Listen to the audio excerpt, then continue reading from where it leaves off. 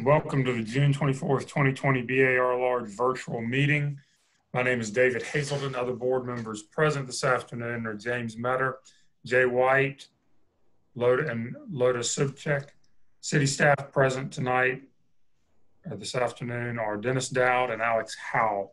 Order of the meeting will be as follows. There will be an introduction and overview of each project by the city staff to the board and for the public. The applicant will follow that with a presentation. This will be limited to a 10-minute time frame. Additional time may be granted, likely not, and any questions of the applicant by the board or staff will be addressed at that time.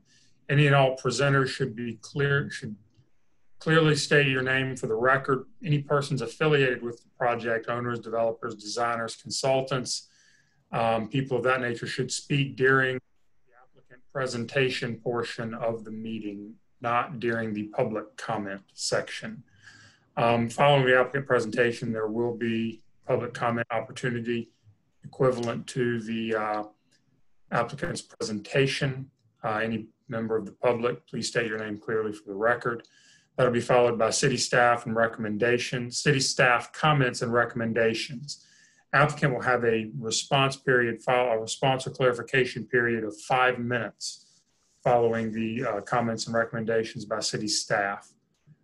He will have the opportunity to respond to any public comment or those recommendations. That'll be followed by board discussion and vote. The following items have been removed and withdrawn from this meeting. It is number 2, the 160 St. Philip Street project. Any members of the public, please remember to limit all comments to architecture only.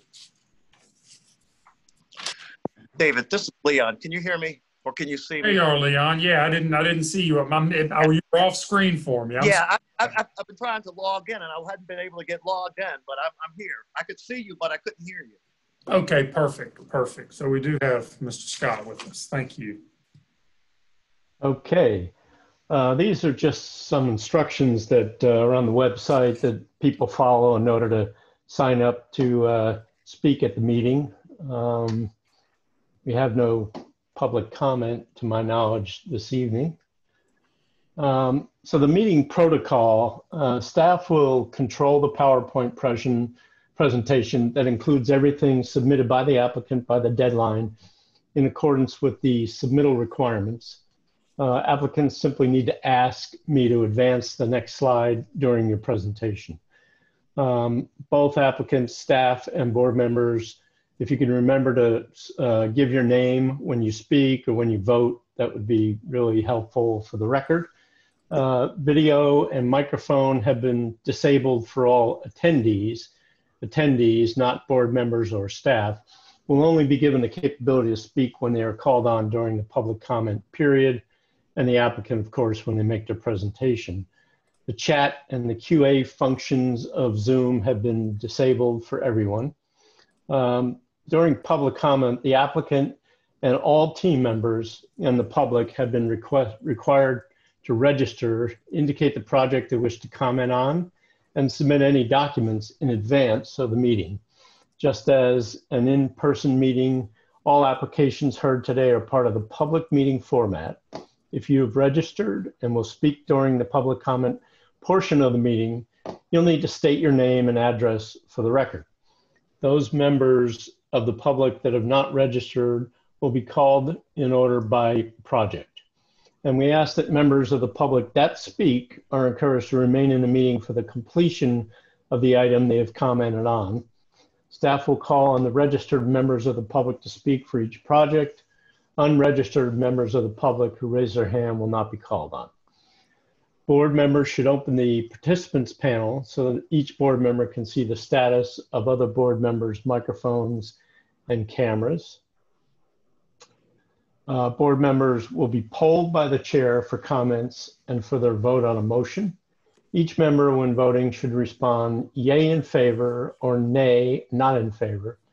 The chairman shall reread the motion verbatim, and the board member making the motion should correct the chair if he's not reread the motion accurately. If a board member needs to recuse, he will be temporarily removed from the meeting and placed back in the meeting at the start of the next agenda item. If the board needs to go into executive session, which I don't anticipate, it'll be called into a separate conference line, and all video and audio on Zoom will be temporarily turned off until we resume the regular meeting. Staff will issue meeting results, including staff comments and board motion to the applicant following the meeting by the end of the week. Results will also be posted on the city website. And for additional information, you can contact BAR at charleston-sc.gov or visit the Charleston website /BAR. And I'll note that the proceedings are being recorded. And with that, go to the first item, which is approval of the minutes from November 25th, 2019.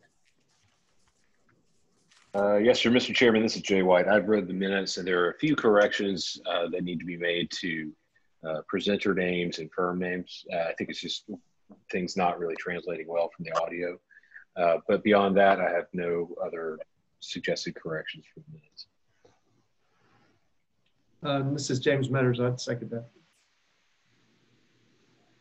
All right, so that's a motion by Mr. White for approval of the minutes. So, I don't know that Mr. White actually made a motion. Well, I don't know. Okay. Yeah, I was going to. In order to provide a motion for James II, I'll make a motion for approval as amended.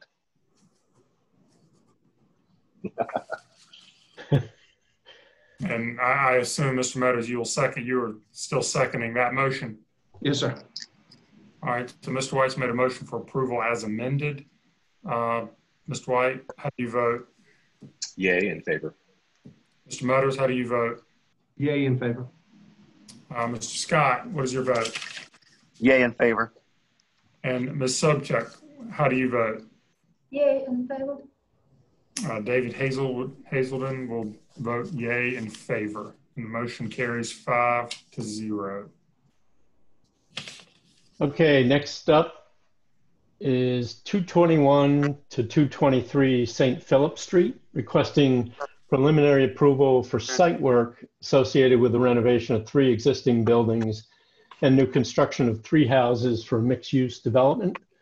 The existing buildings are Category 4 in Canterbury, Elliott Borough, circa 1902 to 1944 for 221 St. Philip, and 1852 to 1872 for 223 St. Philip, both in the old city district.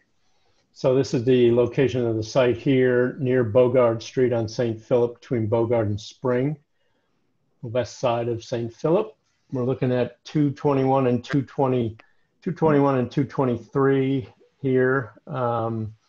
The 2 historic structures on the street. Another view of those 2 structures. And then looking south on St. Philip Street and looking north on St. Philip, the buildings on your left, slightly out of the picture. And then looking from Bogard Street, can't see much from there at this time. These are the Sanborn maps that tell us that the one building at 221 or 223 rather shows up on the 1888 Sanborn, so it's prior to that. And then the 1902 Sanborn shows it as well. And then in 44, the other building at 221 shows up for the first time. So it's sometime between 1928 and 1944. These are the survey cards for both buildings. And the previous motion was for the overall project was conceptual approval with conditions noted February 12th of this year. 3 board comments. One board member said, the board has dealt a lot with this issue of subordination. It was not intended to apply to large scale developments, just to supersizing dependencies. We do have discretion. Site plan designed for minimal visibility. Not a lot is visible. Height of the masonry building is an issue. Some of the precedent developments are overly stylized and should be dialed back. Visibility is a big factor. Half-story reductions will not help. And high style not appropriate for this area. Building heights, however, are fine. Second board member said the masonry building overpowers other historic buildings. The step gable does not make much sense to close that close to the historic structure. And the detailing is overly ornate and doesn't work with each other, the iron porch and the barrel-shaped dormers. Third member said the two rear buildings complement each other, appreciate the commitment to the project, and struggling with the masonry building with a step parapet, which that board member felt should be restudied. Fourth member said the proportion of the double doors on the historic structure is awkward. And finally, the piazza is atypically wide and already unusual. And with that, I'll turn it over to the applicant for their presentation. Alex, if you could allow Mr. Gould to speak. Yes, I'm promoting Mr. Gould to a panelist as well as Josh Dunn.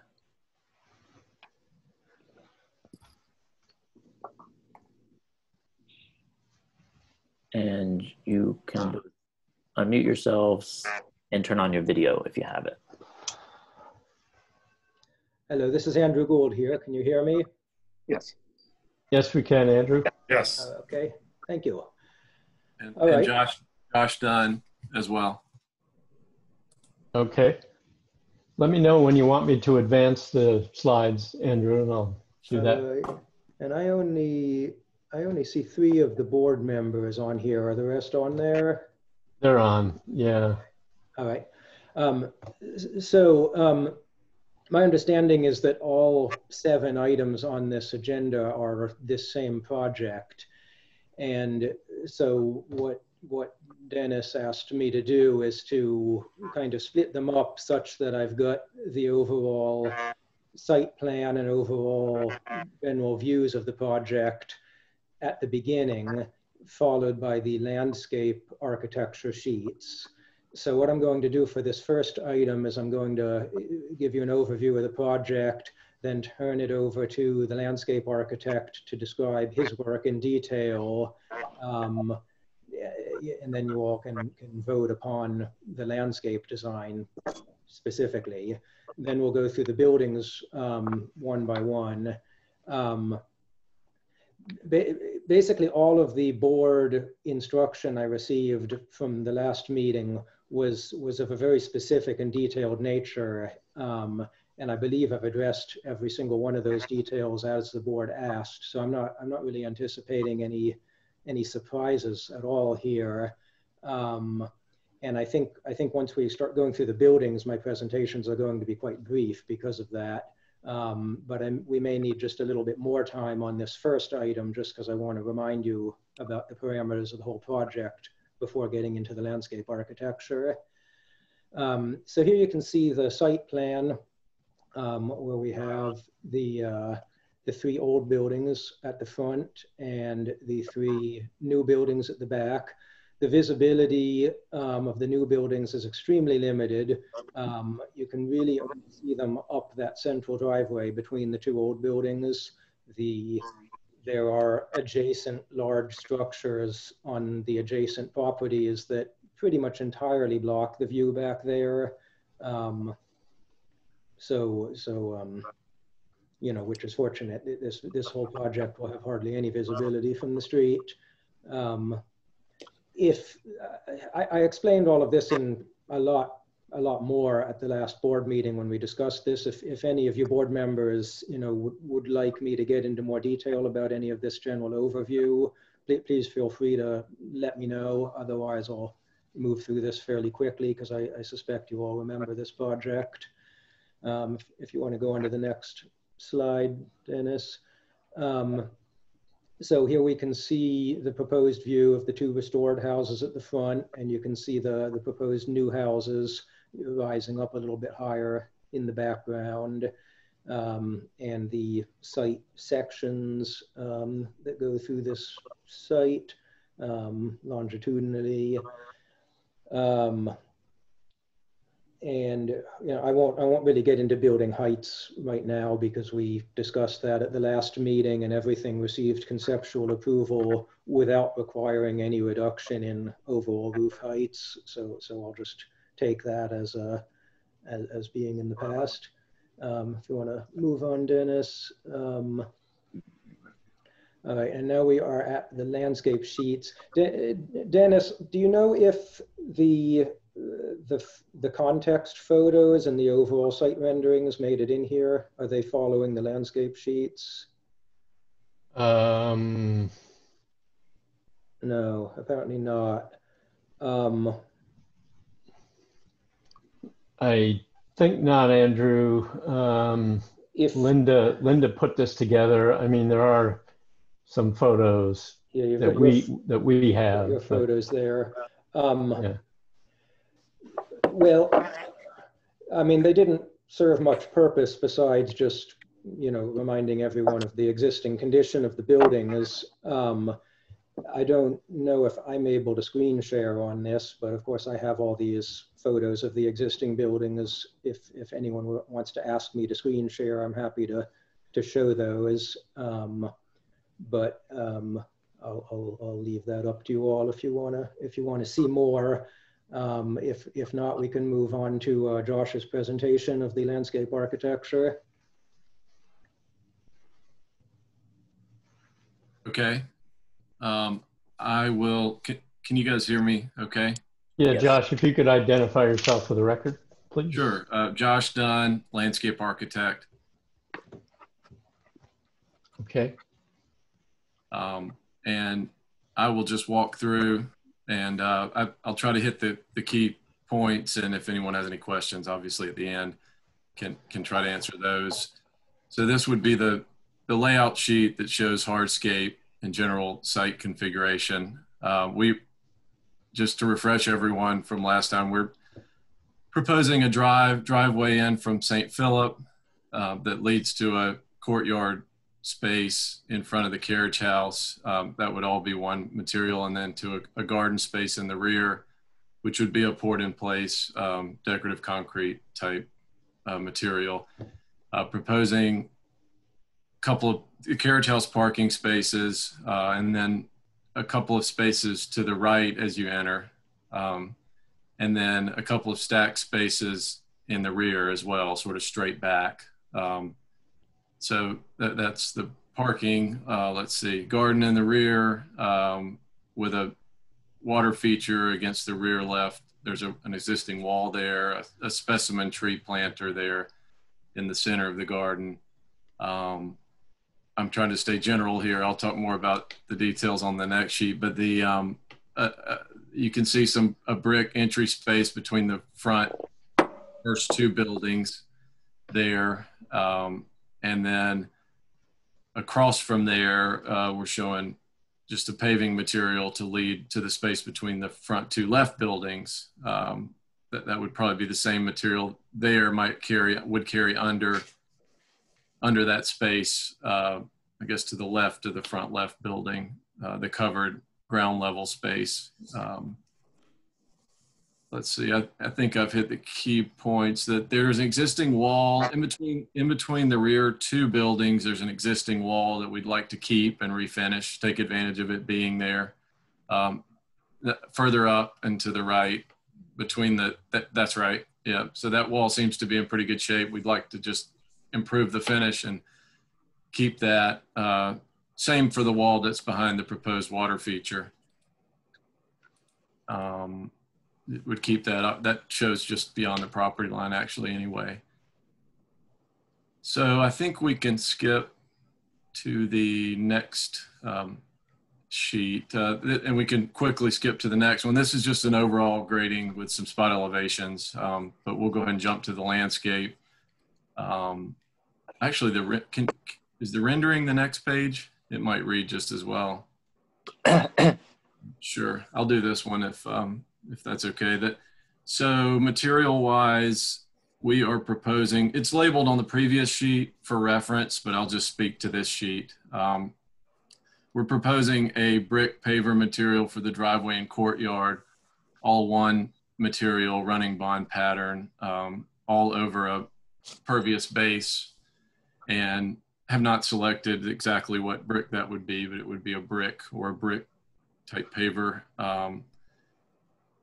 Brick in the garden space to the rear of the front right building would also be a brick material. I think I called that out as a Old Carolina brick. I think it'd be nice if that were a different material than the driveway and the courtyard. So that would be the intent there, for that little entry space, and little entry garden space. I'm just going to sort of move back through the site. The parking between the right rear two buildings, I'm going by memory on my labels. It was a pea gravel material with a banding. I believe, yeah, it's proposed as a pea gravel material with a nice cobble banding just to clean it up and help define it. And so yeah, this is perfect. This sheet's great. And same material proposed for the rear single parking space. The garden itself, we're proposing some they would be formed and poured in place concrete, salt void finish likely, with ground cover between. It's a regular pattern, I guess, and it would be formed in the field. And then as I mentioned, a specimen tree, I called it out as a Japanese maple there in a raised planter with a nice concrete cap. And then the water feature up against the existing wall there. I have not fully detailed that yet, but it would be sort of a passive water feature, maybe with a little bit of sound. And then for an opportunity for some seating in that space. And I'm showing some pots and things. I would see using as many pots as we feel comfortable in that space to help it feel nice and lush. Let's see, I believe I've covered most of the landscape items and materials. Andrew, feel free to chime in, or if does anyone have any questions? I have a question. With so much paving, how do you deal with the storm drainage? I'm sorry, I had a hard time hearing. This is Luda Suk. With so much paving in that courtyard, how do you deal with the storm drainage? The plan with the spot elevations I had shows it sheet draining from the rear. The site currently drains from the rear towards the street, and that's the way I'm showing it with the spot elevations. The paving detail would be pervious, which would help quite a bit. In fact, the only impervious other than the banding that I'm showing would be it'd be the concrete in the rear, but that has ground cover between. So even the impervious elements would have pervious joints, so to speak. But in general, we're proposing that it sheet drain similar to the way the site does now towards St. Philip. We've looked with a civil engineer at some very basic underground drainage that would be more of a French drain type system, just to help the water get into the ground. We would prefer not to have to tap into drainage out of the street because of the amount of work involved with that. But you've been to TRC, right, Josh? Andrew may have to comment on that. No, this project was not required to go to TRC. Lee made that determination. Okay. We have voluntarily hired Earthsource as the civil engineer. The city is not requiring a civil engineer, but just to make sure that all of our utility taps and so forth are in good order, and that we're not creating any drainage hazards for the neighbors. Earthsource Engineering is on top of all of that, but they have concurred that there's no legal reasons that we shouldn't just allow this site to continue to drain out that front driveway as it currently does.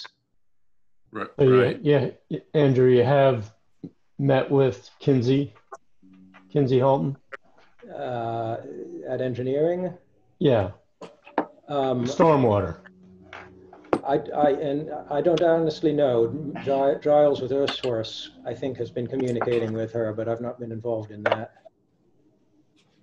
Okay. I believe we received from Giles, I remember some correspondence, some favorable soil conditions for infiltration in general. I recall that from the correspondence. But like Andrew said, Giles would have some additional information on that. Josh, this is Leon Scott. Can you hear me? Yes. Okay. Yes. Just a quick question. I like the driveway. Okay, so, but just some clarity. Okay, so as you enter the driveway, that's a rust or tan as you come. Yeah, as you come down the driveway, and then it transitions into like a lighter color. I think you refer to it something like Old Carolina brick, and then you refer or concrete, or so is that area at the end of the driveway right there? Come back a little bit. That where the stone is, right there. Yeah. What is that? Is that concrete, or is that what you refer to as the Old Carolina? That would be the decorative concrete, a salt void finish or a tabby type concrete. Okay. Okay. It would read like pavers aesthetically, but they're larger, than pavers that can be bought pre-manufactured. So it would be formed in the field, and the green in between would be like a Dorfmando type ground cover. So it would feel nice and organic. Good. Well. Okay. Great. That's it. Thank you.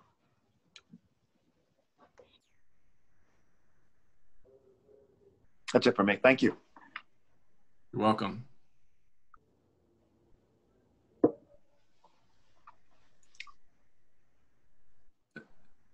I'm not sure about the protocol. May I make one more comment?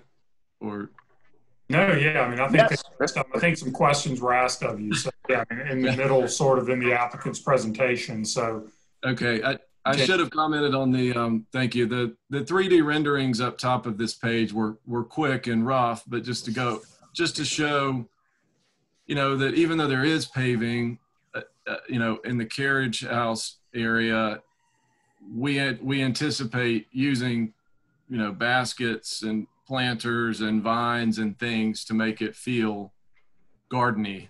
It's not a proper term, but I mean, we want it to feel green and lush. And so that was the intent of doing those sketches, was just to help demonstrate that from St. Philip, and also as you enter into the space and looking back into the space to see some green. Yeah, and I'll say, the parking and the turnaround clearance required for the parking is such that we need all of this paving. We've really reduced it everywhere that we can, and still make the parking requirements. And we've even made some of the paving, try to look like it's not paving, with that stone and grass effect.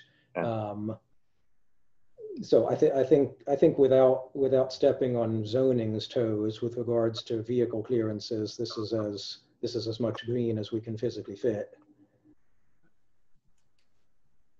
David, I have a question for Andrew, if I can. Yeah, absolutely. This is Dennis Dowd, Andrew. I was wondering, can you talk about what you're proposing for roof material and also color scheme for the project, for the development, especially the historic houses? Yeah. Well, the historic houses would have metal roofs. What kind of metal? Well, it's different for each one. So the 221A, the big building on the left, presently basically has a flat roof. So besides the flashing visible on the parapets on the front, the roof is invisible, and it's a modern membrane kind of roof back there. Yeah. And that roof actually was replaced in somewhat recent years. It's still in serviceable condition. Then this building on the right, 223, that's got a hand crimped, typical old Charleston painted roof on it, which will be you know, patched, refurbished, replaced in areas as necessary. And then the small old building in the back, that's got a 5V crimp roof on it that is completely rusted through and will need to be replaced in kind. The three of the new buildings, the masonry building would have a hand crimped metal roof, and the two wooden houses at the back would have asphalt shingles. So when you say metal, are you talking aluminum, copper? What do you think? So the masonry building, the one with the cars parked under it, that would have, I would anticipate a factory finish galvalume, hand crimped with hemmed seams, you know, like we've been doing on a lot of new buildings lately. The design of that building with the dormers does not lend itself to really to any more modern roofing type. It doesn't lend itself to a snap together or a 5V. It wouldn't look very good in asphalt shingles. So that's the one new building where we're going to kind of splurge and do a hand crimped metal roof just because the style calls for it. Are these shingle? Yeah, those would be shingle. Mm-hmm. Okay. And presuming this is turned metal, how do you deal with patching, as you said? Well, if the roof is generally in serviceable condition, you know, any little spots that have rusted through can have fabric glued over them and a Seal-A-Flex kind of system to patch them. Or if there's a large segment of the roof that is deteriorated, that can be tied into another segment of the roof that's not deteriorated. I mean, we've had this done on old buildings for years and years. I have not been up on top of that building to assess the condition of that roof, so I can't speak right now to the extent of replacement it's going to need.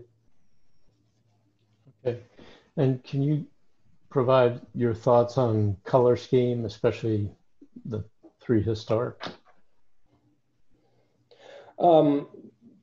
Well, I think we're going to have a diversity of colors the way all of my projects do.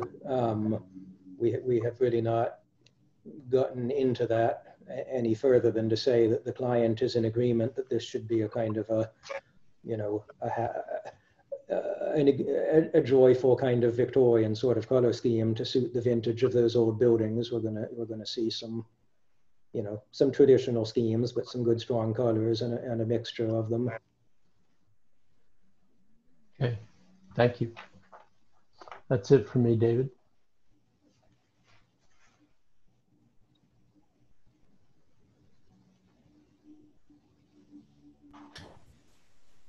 David, you're Sorry about that. I had myself muted.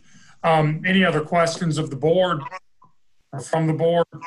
Well, let me ask a question from, this is James, to Dennis. Just, I think I know the answer, but when a application for preliminary approval comes through, is there an expectation that we would have material samples or would have seen material samples and not wait till mock-up time, or have a presentation of overall color palette or details for the HVA screening or other things at this point? As far as material samples are concerned, the only thing we look for, James, for material samples is for, you know, unusual materials. You know, if it's standard, you know, materials that we see throughout the city on historic structures, we don't ask usually for that. We would like to know, that's why I asked the question, what the roof material is going to be. Yeah. And we would actually expect a color scheme, especially if we're talking about a Victorian scheme of multiple colors. We would normally want to see that at preliminary. It's difficult in this virtual time to, you know, to do what we used to do in person, where people could bring in material boards. Yeah. But it's not impossible, I think, to represent, you know, what the color scheme would be for a project like this with multiple buildings, potential for multiple colors. But I think that that could be looked at, in a mock-up, if Andrew can convey, that at that time, and adjustments could be made if the board felt that needed to happen at that time. Well, so what I guess I wanted to take this opportunity, and I think I touched on it at our last meeting, to request that at this preliminary level that we have, even if it's just color swatches, that could be part of the applicant's package when they submit it. Yeah. So we're still following the same guidelines, and you can't do it the same way, but you can do it in a different way, and we can have an idea of an overall color palette. Okay, well, we'll ensure to do that going forward. Yeah, thank you. You're welcome. Any other questions? Any other board member? Hearing none, it's my understanding there is no public comment on any of these projects, so I'll turn to Mr. Dowd for staff comment and recommendations. Okay, well, as stated the last time, this proposal is positive in undertaking the renovations to the historic structure and in the quality of materials and construction. Additional green space we feel still needs to be provided, especially at the historic structures, and paving reduced somewhat. Although good quality paving materials, the site is essentially entirely paved with some edge planting or planting on building faces. More parking spaces than required by zoning contribute to this condition. General to all buildings, material samples have not been provided, although most are not unusual materials and can be reviewed at the time of mock-up review. The overall color palette for the development has also not been provided. Provide this for final review by staff, and it can be evaluated by the board at mock-up review, as I mentioned, and then provide details of HVAC screening. Corral as much as possible and screen HVAC units. And I'm mainly talking about these two units back here. Coordinate drawings SP 1.0 and L1. They're showing two different things at this point. And I think the landscape drawing shows what is preferred. We just need the screening details. So we're recommending preliminary approval with staff conditions noted and final review by staff. Thank you, Mr. Dowd. You're welcome. Mr. Gould, applicant has a limited response or clarification for any of the city staff comments and recommendations. Do you need any of the time? Sure. So we do not actually have more parking than zoning requires. We have exactly the parking zoning requires. That's so basically what happened here is zoning would have required even more parking spaces, too many for the project to work. And we went to the Board of Zoning Appeals and were able to get a complete parking variance for the existing 221 building. So the commercial space and the upstairs residents in that building have their parking requirement entirely waived. But that still leaves us with 5 single-family houses requiring their parking. Yeah, I stand corrected, okay. Andrew. All right. So we've done, all I can say is we've done our best to put the parking in discrete places and not make the site look like a parking lot. I wish we could get rid of more cars, but this was the best we could do. And, I'm honestly not sure what we can do with green space, besides these little narrow planters along the edges of buildings. and things like window boxes and porch baskets, which this is a short-term rental compound, and it's going to be a very high-end one. So you can be confident that this is going to be, gussied up with every possible, pretty feature. But I'm afraid the paving is just kind of a zoning-driven reality. I will take the opportunity to address mock-ups right now. I was not anticipating this project requiring mock-up panels. Other projects that we've done, even through the large board like this, where we're just building single-family houses, have not been required to have mock-up panels. This is all just, block and stucco and wood siding construction. There's nothing irregular about it or different from everything we've done in the past. So maybe we can have that discussion in a little more detail as we get into the new buildings one by one. But I just wanted to say that right now. I don't really anticipate what function mock-up panels would have on this project. Thank you. Thank you. Any discussion from the board? This is Jay White. I think this project has developed nicely. I appreciate the attention to detail that the application indicates, and I agree with staff's recommendation. Striking staff comment number 2, which was regarding the number of parking spaces. This is Yuda Sobchuk. I will second that. Well, actually, I was just saying what I would make a motion for, and yet Motion. Yeah. That keeps happening. I feel like this is happening a lot. So, David, this is James. Yes, sir. I agree with staff comments also, and with the exception to 2. I understand about the parking requirements, and Dennis corrected himself on that. But I do agree, it's a very hot site. And I know that there's the appearance of some additional vertical vegetation to soften all this, but if there was a way to get some, and it will be difficult, but a way to get some additional green on the horizontal portion of the site, I think that would be better. But I agree with Jay's comments. Thank you. I'm also in agreement. This is Leon Scott. I'm also in agreement with staff comments as well as Jay's comments.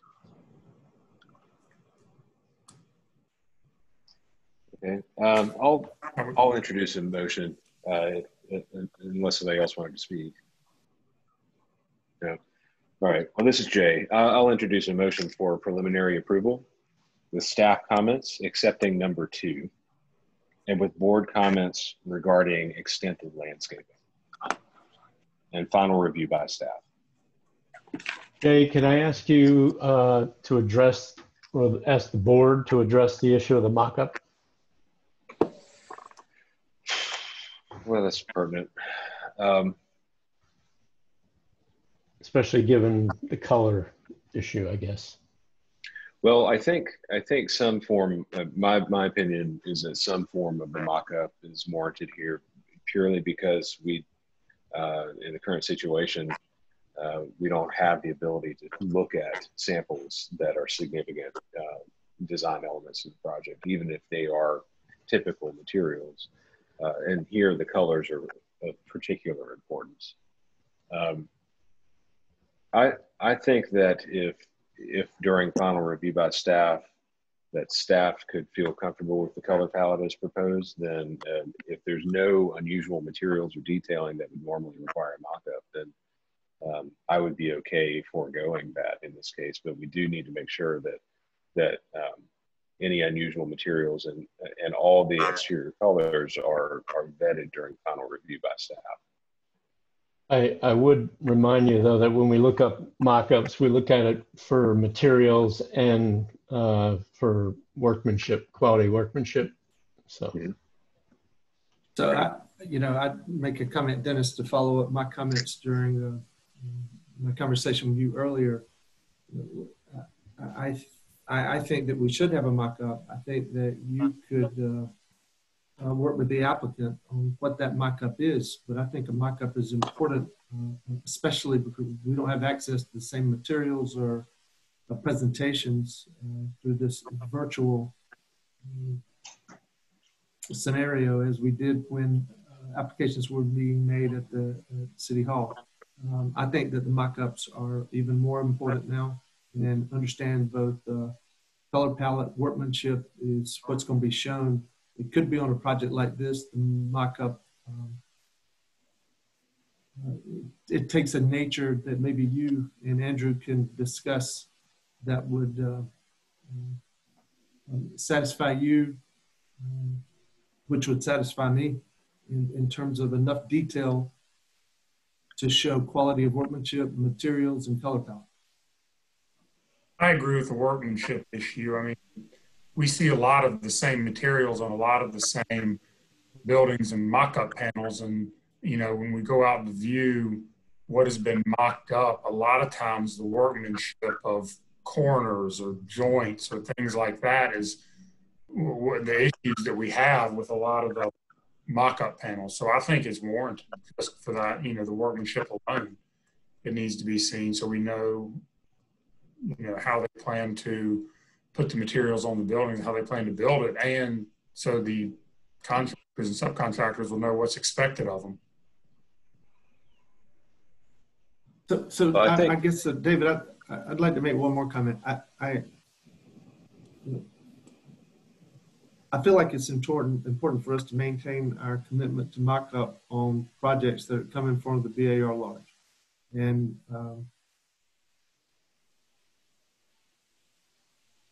I definitely think that we should continue having mock-ups and that we can view them on site. So Jay made a motion. Jay, you're going to have to decide whether you want to modify it or withdraw it, or you know. Well, I'd like to amend the motion by adding board comments regarding the need for mock-up panels. Are you speaking of the landscaping or the buildings at this time? It would be according to the submittal requirements for mock-ups, which is both vertical construction and hardscape materials. So, Jay, so this is David Hazelton. So I can make sure that we're clear on your motion. It was for preliminary approval with staff comments accepting comment number 2, board comments relating to additional vegetation and with regard to mock-up panels with final review by staff. That's correct. Is there a second? This is Leon Scott. I'll second. Right. Thank you. Mr. Matt, how do you vote? Well, David, can we have a discussion on this? Because I want to make sure that we have clarity for Dennis, because he asked for it on this mock-ups. And I don't want something to get lost in this motion and second that might not be given clear direction on mock-ups. Because I think that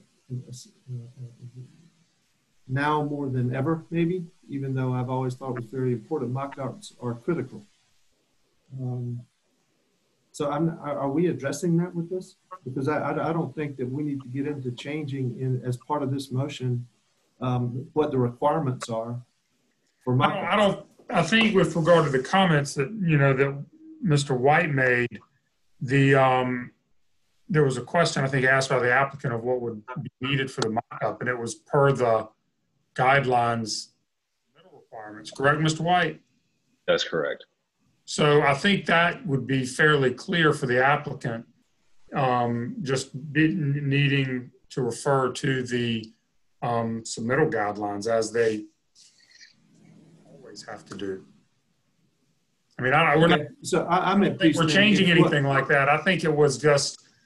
I think we were asked whether or not by the applicant a submittal or a mock-up panel would be needed. And I think the board was in agreement that there would be a mock-up panel needed, and you know it was made clear to the applicant that you know that mock-up panel will be required per the submittal requirements. And Okay, great. I'm good then. I'm good. Okay. Okay. So that's still a second by Mr. Scott. Correct. Yes. Mr. Metters, how do you vote? Aye, in favor. Favor. Ms. Sobchak, how do you vote? Yes, In favor? In favor. Yay in favor or nay opposed? Yay, in favor. All right.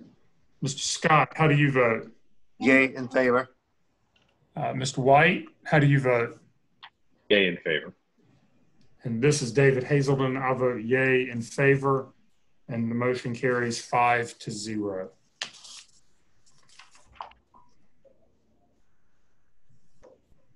Okay, next up is 221 A and B St. Philip Street, requesting preliminary approval for renovation of an existing building for mixed-use development. It's a Category 4 building, Canterbury, Elliottboro, circa 1902 to 1944 in the Old City District. And previous motion was conceptual approval with conditions noted, and board comments were the comments that we just reviewed for the overall development. And I'm getting some feedback from somebody's mic. I'm not sure who that is, but we'll keep going here. I will turn it over to Mr. Gould again for his presentation. Alex, if you could make sure that he's unmuted.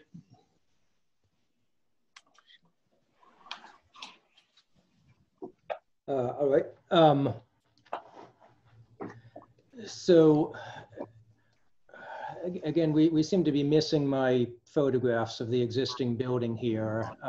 Let me know if you want me to try to screen share those if you have any particular questions, but assuming Andrew, not, yeah. In the future, if you just give us one PDF that has every slide in it that you want, that's the easiest way to deal with it. When we get things in multiple packages, we can't read people's minds about what they want in the presentation. Well, so please just give us one PDF and one PowerPoint. That'd be great. Well, I'm not sure quite what to do, because I had submitted all of this as one project in one huge set, and I was asked to break it up into 7 agenda items with 7 presentations. But anyway, next time. What I'm saying is for each building, one PDF, one PowerPoint, so that everything you need is in that presentation. It makes it easier. Now, all right, well, we'll see what we can do. So on this building, the existing state of the building, its porch is entirely enclosed and even missing. There's nothing left of the old porch inside of that. And the lower half of the porch is just steel pipe columns. So really nothing at all left of the original porch. So all of that is being, rebuilt basically to my own design as best I can extrapolate from the existing structure, because we don't have any historic photos of any of this old woodwork. If you go on to the next sheet, Dennis, where we can see, and one more after that, I'll just concentrate on this page where we can see the current proposal on top compared to the previous proposal on the bottom. There were just a few comments I was asked to address on this project.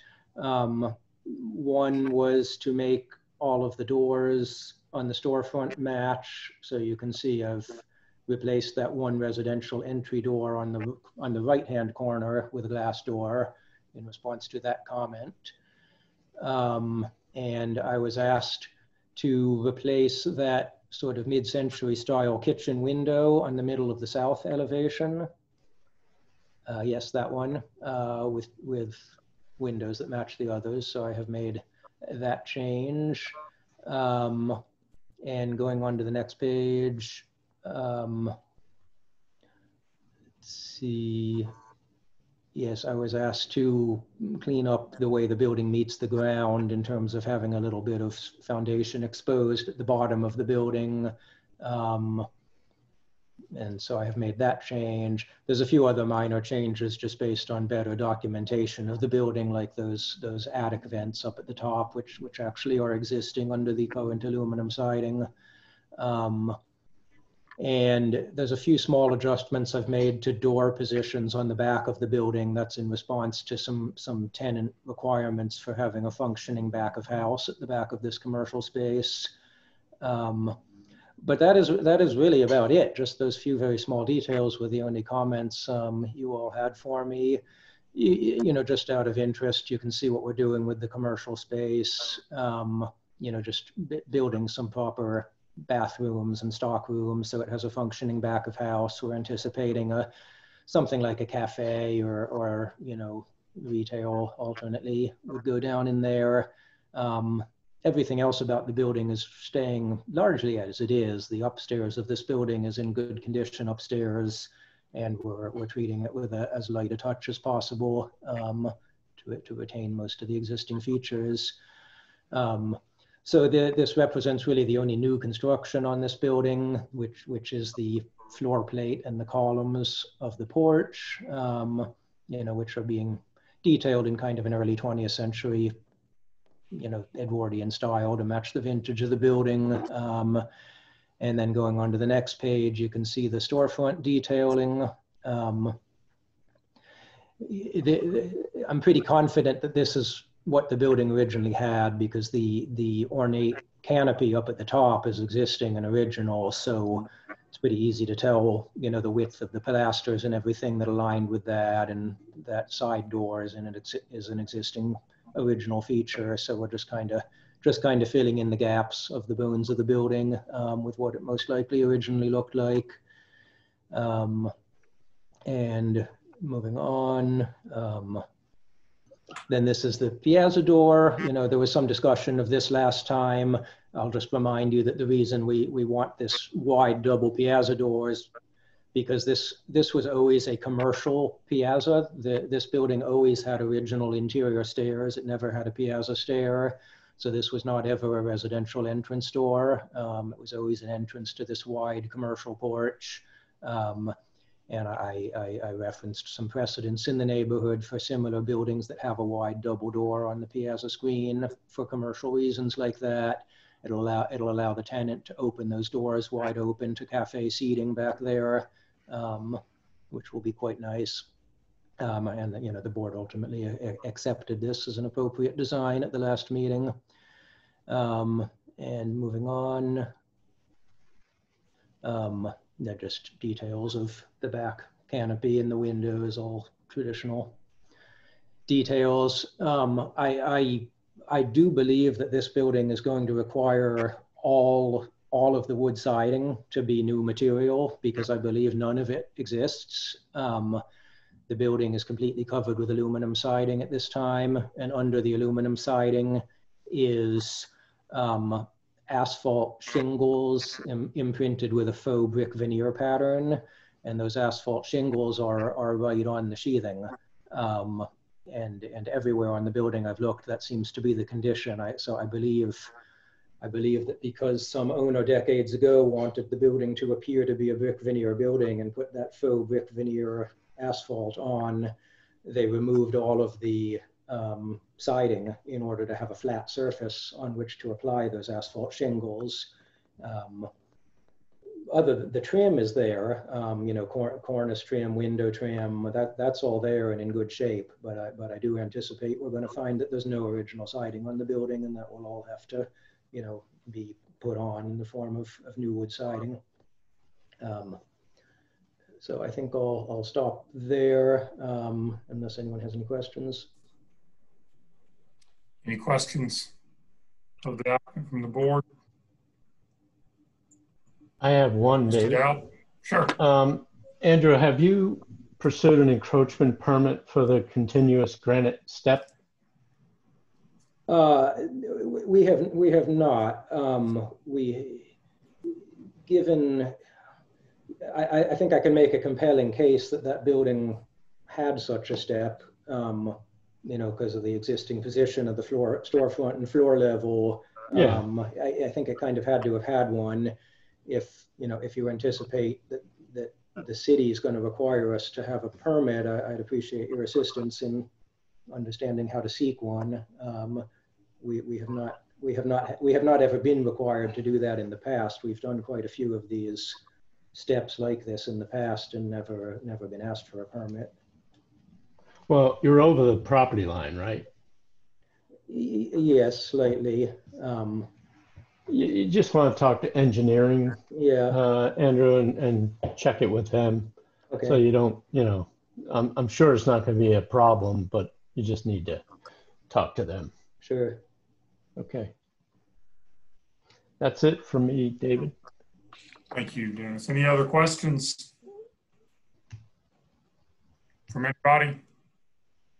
Some are on mute. So. With there being no public comment, we'll move on to city staff comments and recommendations. Okay, well, Andrew touched on most of these things, but, you know, wood siding, if it exists below the aluminum siding, should be retained and restored. But we'll need to review that in the field. Preservation staff will need to review that in the field. You know, the goal is obviously to retain as much existing historic siding, trim, windows, doors, et cetera, as possible. The doors on the street now match, as he pointed out. That's good. I talked about the encroachment permit and reduce light fixtures on the front facade to one fixture. And the piazza light would be best as a sconce rather than a pendant fixture, which is more typical of Charleston. And as is typical for all these buildings, the details are elegant and high quality. So we're recommending preliminary approval of staff conditions noted and final review by staff. Thank you, Mr. Dowd. You're welcome. Any response or clarification necessary related to the city's comments? Sure. I'm not sure I agree with Dennis about light fixtures. This is a really wide porch and a really tall porch on the first level. I think it would be, I kind of feel like, especially at least on the first level of the porch, the pendant light fixtures makes a lot of sense given the grand scale of it. And I feel like just one light fixture on the whole front of this building, you know, when it's got several different entry doors, might be a little on the skimpy side, but I will welcome the board members to express their opinions on that and see what the consensus is. I just want to clarify, I wasn't saying one, I was saying one at this door. So one here and one here. I see. All right. And I remain a little confused on the mock-up question. My assumption is the mock-up, the vertical mock-up does not apply to this building. I mean, it's, you know, it's just painted wood. You know, obviously we can do a paint color mock-up on the building if you want. But I assume this building is not one of the ones you're talking about with regards to mock-up. So I'll leave it at that. Staff is not talking about this building. Okay. At least the board will have their own thoughts, but that's at least our position.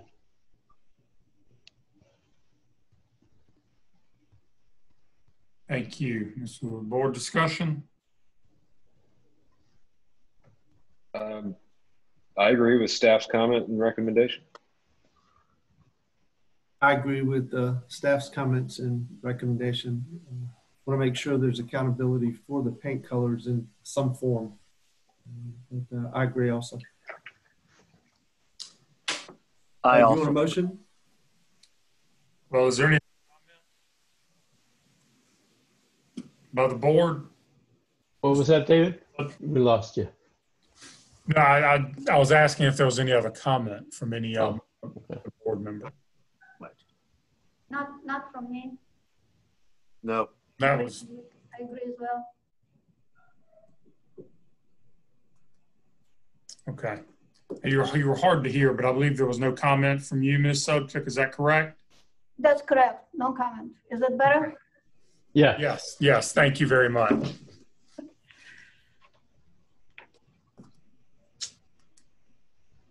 So David, I would make a motion for approval.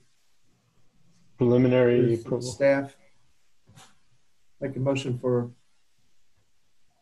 preliminary approval to incorporate the comments from staff. And James, is that final review by staff? And final review by staff. Thank you, Ms. Meadows. That was a motion for preliminary approval incorporating staff comments and conditions noted and final review by staff. I will second that. That's Judith Sobchak, second. All right, Mr. Scott, how do you vote? Yay in favor. Mr. White, how do you vote? Yay in favor. Okay, Ms. Sobchak, how do you vote? Yay in favor. Mr. Meadows, how do you vote? Yay in favor. Mrs. Davis Hazelden, and I vote yay in favor, and the motion carries 5-0.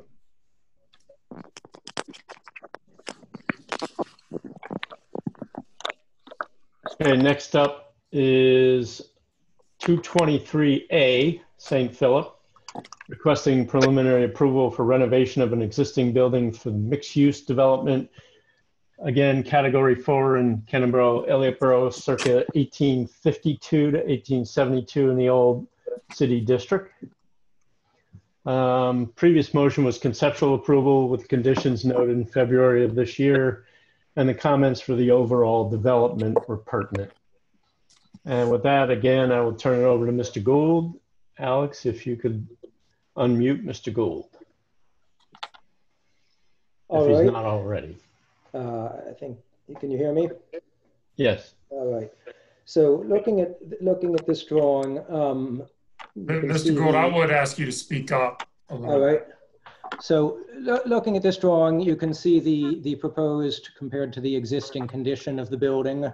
The building presently is in pretty poor shape. It's almost entirely gutted on the inside. The porch is mangled almost beyond recognition. There's just a couple of original columns that are up there on the front corner. Other than that, the porch is gone. And the storefront has been replaced with concrete block, and the siding is likewise all gone. Maybe Dennis, it would be useful if you go back a couple of slides to that historic photograph. Yes, so this picture here kind of represents an in-between condition as the building looked in 1985. And you can see that this building, like the other one, had been completely covered with asphalt shingles. That's what you're seeing in that picture, is all of the wood siding had been taken off and it had been veneered in asphalt shingles that in this case had sort of a faux big block of stone, sort of faux ashlar masonry look to it on the upstairs. The downstairs is painted concrete block. But at least at that time, the building did have more of its original trim in place. You can see up at the top, it's got an interesting fretwork gable ornament. It sort of looks like an upside down menorah. And it's got a nice wooden gable vent, and it has shutters, and the porch woodwork is in better condition in that picture. So moving back on to my drawing is, so subsequent to 1985, that asphalt shingle was taken off and replaced with a sort of a faux, pressed sawdust kind of siding material, which is what's currently on the building. And of course, that's all rotting. So again, we anticipate all of the siding comes off of this, that there's no original siding on it. All new wood siding will be put on. And we'll remove the concrete block storefront, rebuild it traditionally in wood, based off of the existing ornate canopy up above. And then up on the upper story, we've reconstructed some detailing based on that 1985 photograph. You can see the gable ornament and the shutters and the little moldings above the window is all reconstructed from that photograph. And the new porch columns will be custom turned to match the two original porch columns that still remain on the building. So moving on to the next sheets, not much to say about that side. You can see on the next sheet the current versus previous. There you are. So this is just a few details in response to the comments made last time. You know, the window moldings, the gable ornament, the correct size gable vent, the shutters. There's a few other proportional changes you see there, which actually just represent a better set of measurements of the existing conditions of the building, not an actual intention of changing the proportions of anything from how they now are. Yeah, I think there's probably not much more to say about that besides, you know, some incremental refinements here and there from what you saw the last time. So let's go through the rest of these sheets. I think we can probably skip over the floor plans. So again, here with the new construction here is the porch, which will be essentially completely newly framed, except maybe for the roof. And again, you know, all this detailing is just based on the scale of the existing column from which we can extrapolate the scale of the lintels and everything else. And moving on, the storefront detailing, you know, this is the same as you saw last time. And I think it's appropriate that it's a little bit on the ornate side because the existing canopy up at the top is really quite ornate. It's got beautiful brackets, and if you look straight up at it from below, it's got quite an ornate paneled ceiling. So this building definitely had a real kind of high Victorian sort of storefront originally. And moving on, the little canopy roof is intact and existing. So we have extrapolated the pilasters and the brackets to match the existing canopy roof that they're going to adjoin to. So we're pretty confident about that. And moving on. Yep. And so that's about it on that. I'll stop there. Thank you. Any questions of the applicant?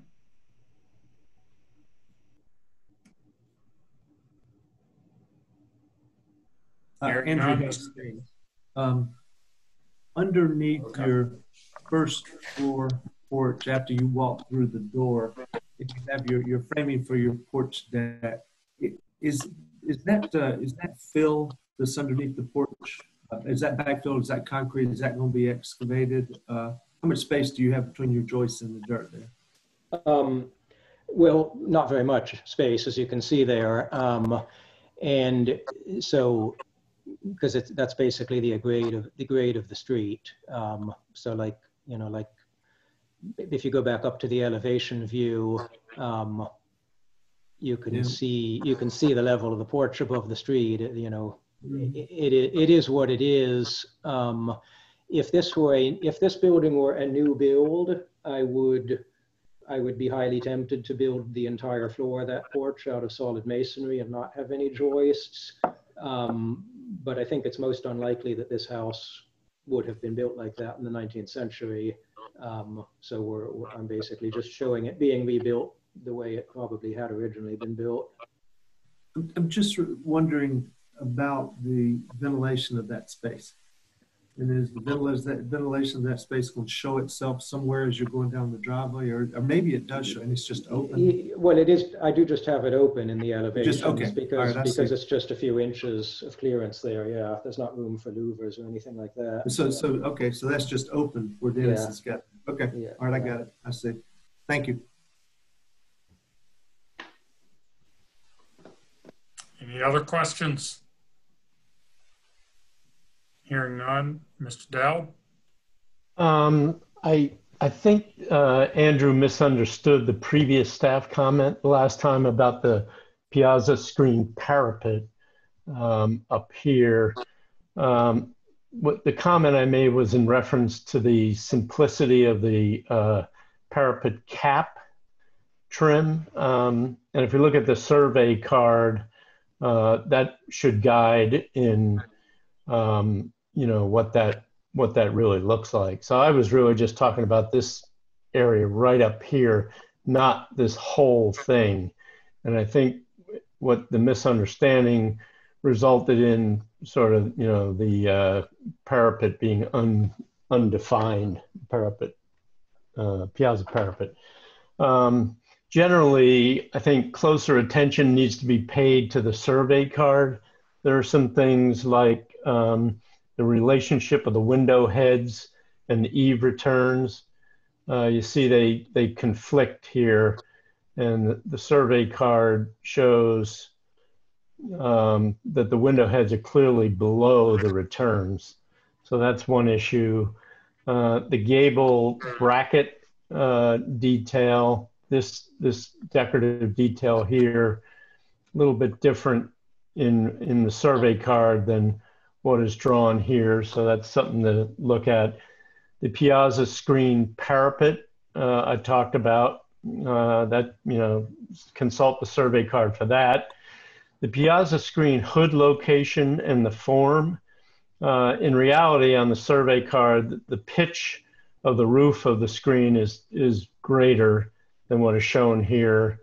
And there's an overlap of trim. Again, you see how the piazza screen, piazza hood, screen hood sort of, you know, overlaps the porch trim, but there's also more porch trim here than is shown on the drawings. So, you know, we're looking for that consistency. And then the cornice above the second floor of the piazza is simpler on the survey card and should be matched. And then the 1890s gable trim at the facade should be reestablished. It appears that there's more space. Yeah, this is I'm not quite sure what happened here, but it appears there's more space between this decorative cornice and these windows than appears on the survey card again. It just looks like less space here than, and with that conflict with the window heads and the trim, it may be that the drawing is just not accurate and the windows are actually lower than they're shown here. Review the need for replacement of any historic material in the field with preservation staff prior to undertaking any replacement, sort of a typical comment for all historic structures. But with those comments and conditions, we're recommending preliminary approval and final review by staff.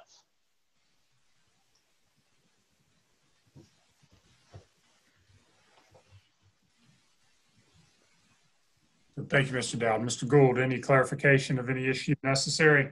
Sure.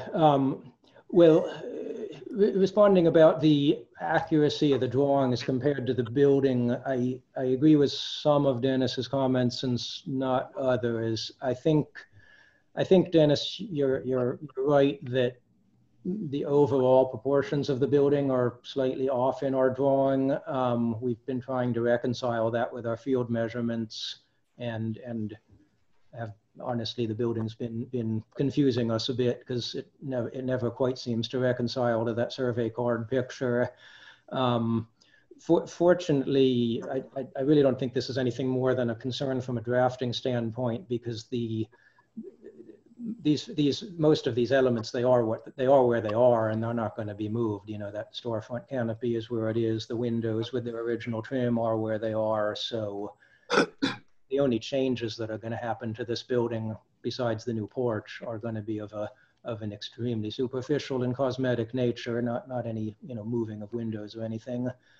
But we will try to improve that in our drawings. I think I think what you're seeing up at the top with the confliction of the windows with the eave returns, I think we do actually have that drawn right, because you see the element of the eave returns that the window hoods are conflicting with is not the crown mold, but the frieze board that's underneath the projecting eave return cornice.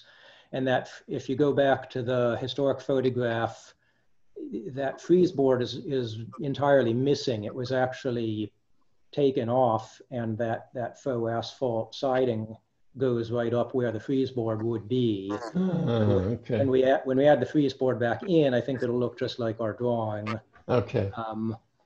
And yeah. I thought we had drawn that gable ornament right. Maybe we got it a touch too large. I'll look at that again. And yeah, the other things you mentioned, we will look at that. Oh yeah, let me talk about the porch cornice. The 1985 photograph really shows something that's sort of in between my current and previous version. You can see my previous version, I had a full cornice, bed mold, soffit, fascia, crown mold, the whole thing, returning around the front of the parapet in a sort of high classical manner. But if you go and look at the 1985 picture, that's not the case. The projecting cornice with the soffit and gutter just stops at the corner. And then the only thing that returns appears to just be a piece of roof flashing. There's not really any moldings there as far as I can see in the photograph. I kind of suspect what you're seeing there is at some point the roof was redone with the roofing metal going all the way through to the front of the parapet, and a new parapet built on top of the roofing metal to try to make a more watertight condition. But I kind of suspect that's not the way the building's supposed to be. I kind of suspect that if the eave if the cornice is not going to fully return around the front, then probably you would just see a flat parapet with no interruption. So that's why I redrew it that way. But I think, Andrew, when we come out to look at material replacement, we can look at that with you in the field. Yeah. Well, there's very little left of it now. There's not nearly as much as there was in my picture. Yeah. True. Yeah. All right, but I won't belabor these details any further. Thank you. Any comment by the board?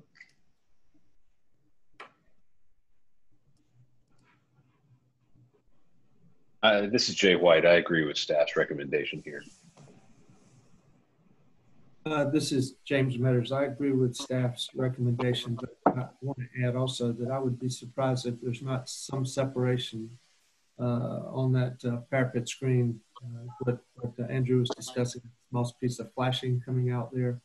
I do believe there would have been something, some extension there that may have been modified even prior to that photograph. But if some of that original framing is still there, maybe nail patterns or other things will show it, as Dennis was talking about, when they come and look at it with you in the field.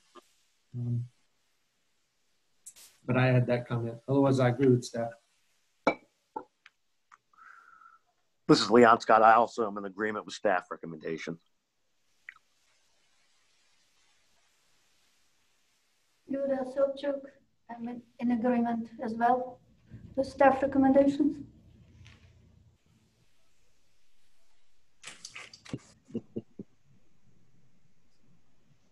All right, I'll introduce the motion for preliminary approval with staff conditions noted and final review by staff.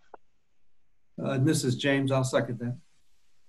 That's a motion by Mr. White for preliminary approval with staff's conditions noted and final review by staff, which was seconded by Mr. Metters.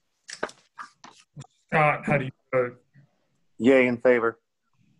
Ms. Sobchuk, how do you vote? Yay in favor. Mr. White, how do you vote? Yay in favor. And Mr. Metters, how do you vote? Yay in favor. And this is David Hazelden. I vote yay in favor. And the motion carries 5-0. Who seconded that one? James. James Manners. All right, next up is 223B, St. Philip Street, requesting preliminary approval for renovation of an existing building for mixed-use development. Again, category 4, Cannonboro, Elliott Borough, circa 1852 to 72 in the old city district. And the previous motion was conceptual approval with conditions noted in February of this year. And the comments from the board for the overall development apply. And with that, once again, I'll hand it back over to Mr. Gould. Okay, so this little building is in the worst shape of the three, severely rotted, completely gutted, and somebody tried to restore this building years ago. A lot of what's in there is actually already new framing, and it seems to have been abandoned before it got any further than framing. And the building is pretty much just sitting on a few concrete blocks. It has no foundation. So part of our proposal for this building is to more or less demolish the first floor of it, which is rotten beyond repair or else non-original concrete block construction, lift up the second floor a little bit higher, build a raised slab foundation under this house, and then reframe first floor walls underneath it. And we're going to add a foot of ceiling height to the first floor in the process, because the ceiling height downstairs right now is not even quite 7 feet. It's unusable. So again, we went through all of that last time. That's been conceptually approved, but just a reminder about that. There wasn't much in the way of comments on this building last time. Really, the only one from staff was to improve the fenestration on the east side.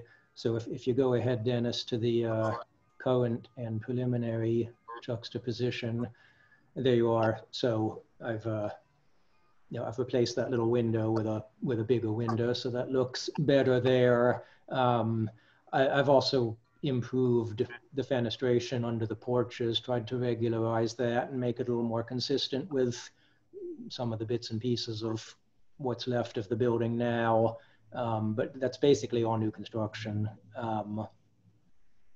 And the other small differences you see among these drawings mainly just reflects our better understanding of the building, and better reflecting what we believe it originally was trimmed out with. And go on to the next page. Not very much changes there. And you can go on through the rest then. So again, floor plan. So the porch is basically all new construction. So this now does have a slab foundation, because the whole house is going to have a slab foundation. So that'll be brick paved right on the ground. It will have big round columns consistent with those presently on the building. Big wide beam consistent with present construction, exposed sort of timber frame porch construction consistent with the remnants of what's there now. And then moving on, and details on the back. So I will just remind regarding the roof on this building, because this one is a case where the existing roof on the building is a 5V crimp, and will need to be replaced because it's totally rusted out, and we're proposing replacing it in kind with 5V. I'll just call that out in particular because it's not so typical of the old buildings to have that. And essentially none of this building is visible from the street in any event.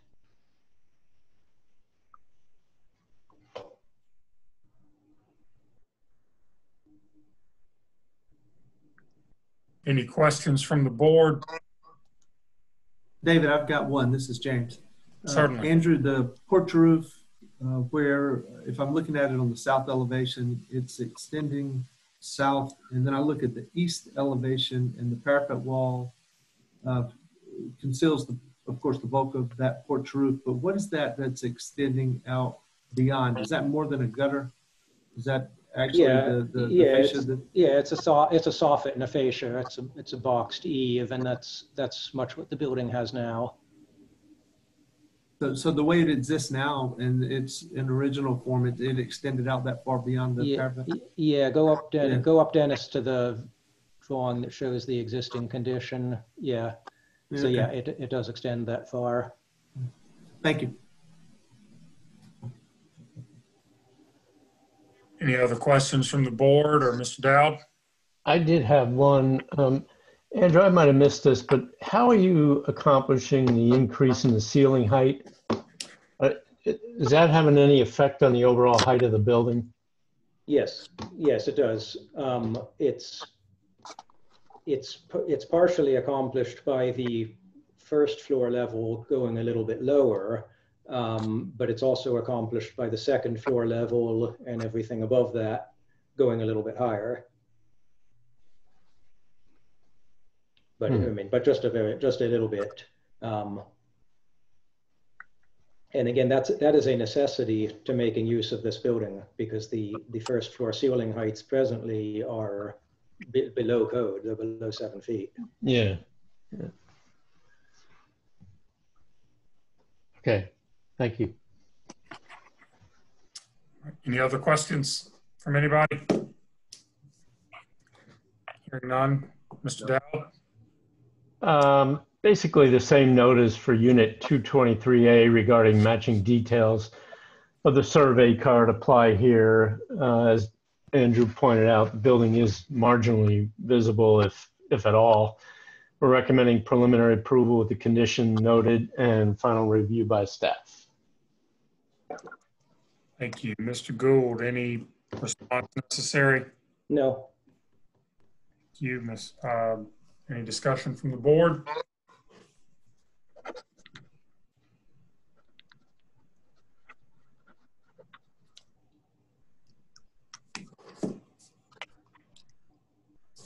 If there are none, I'd like to make a motion for preliminary approval with conditions noted and final review by staff.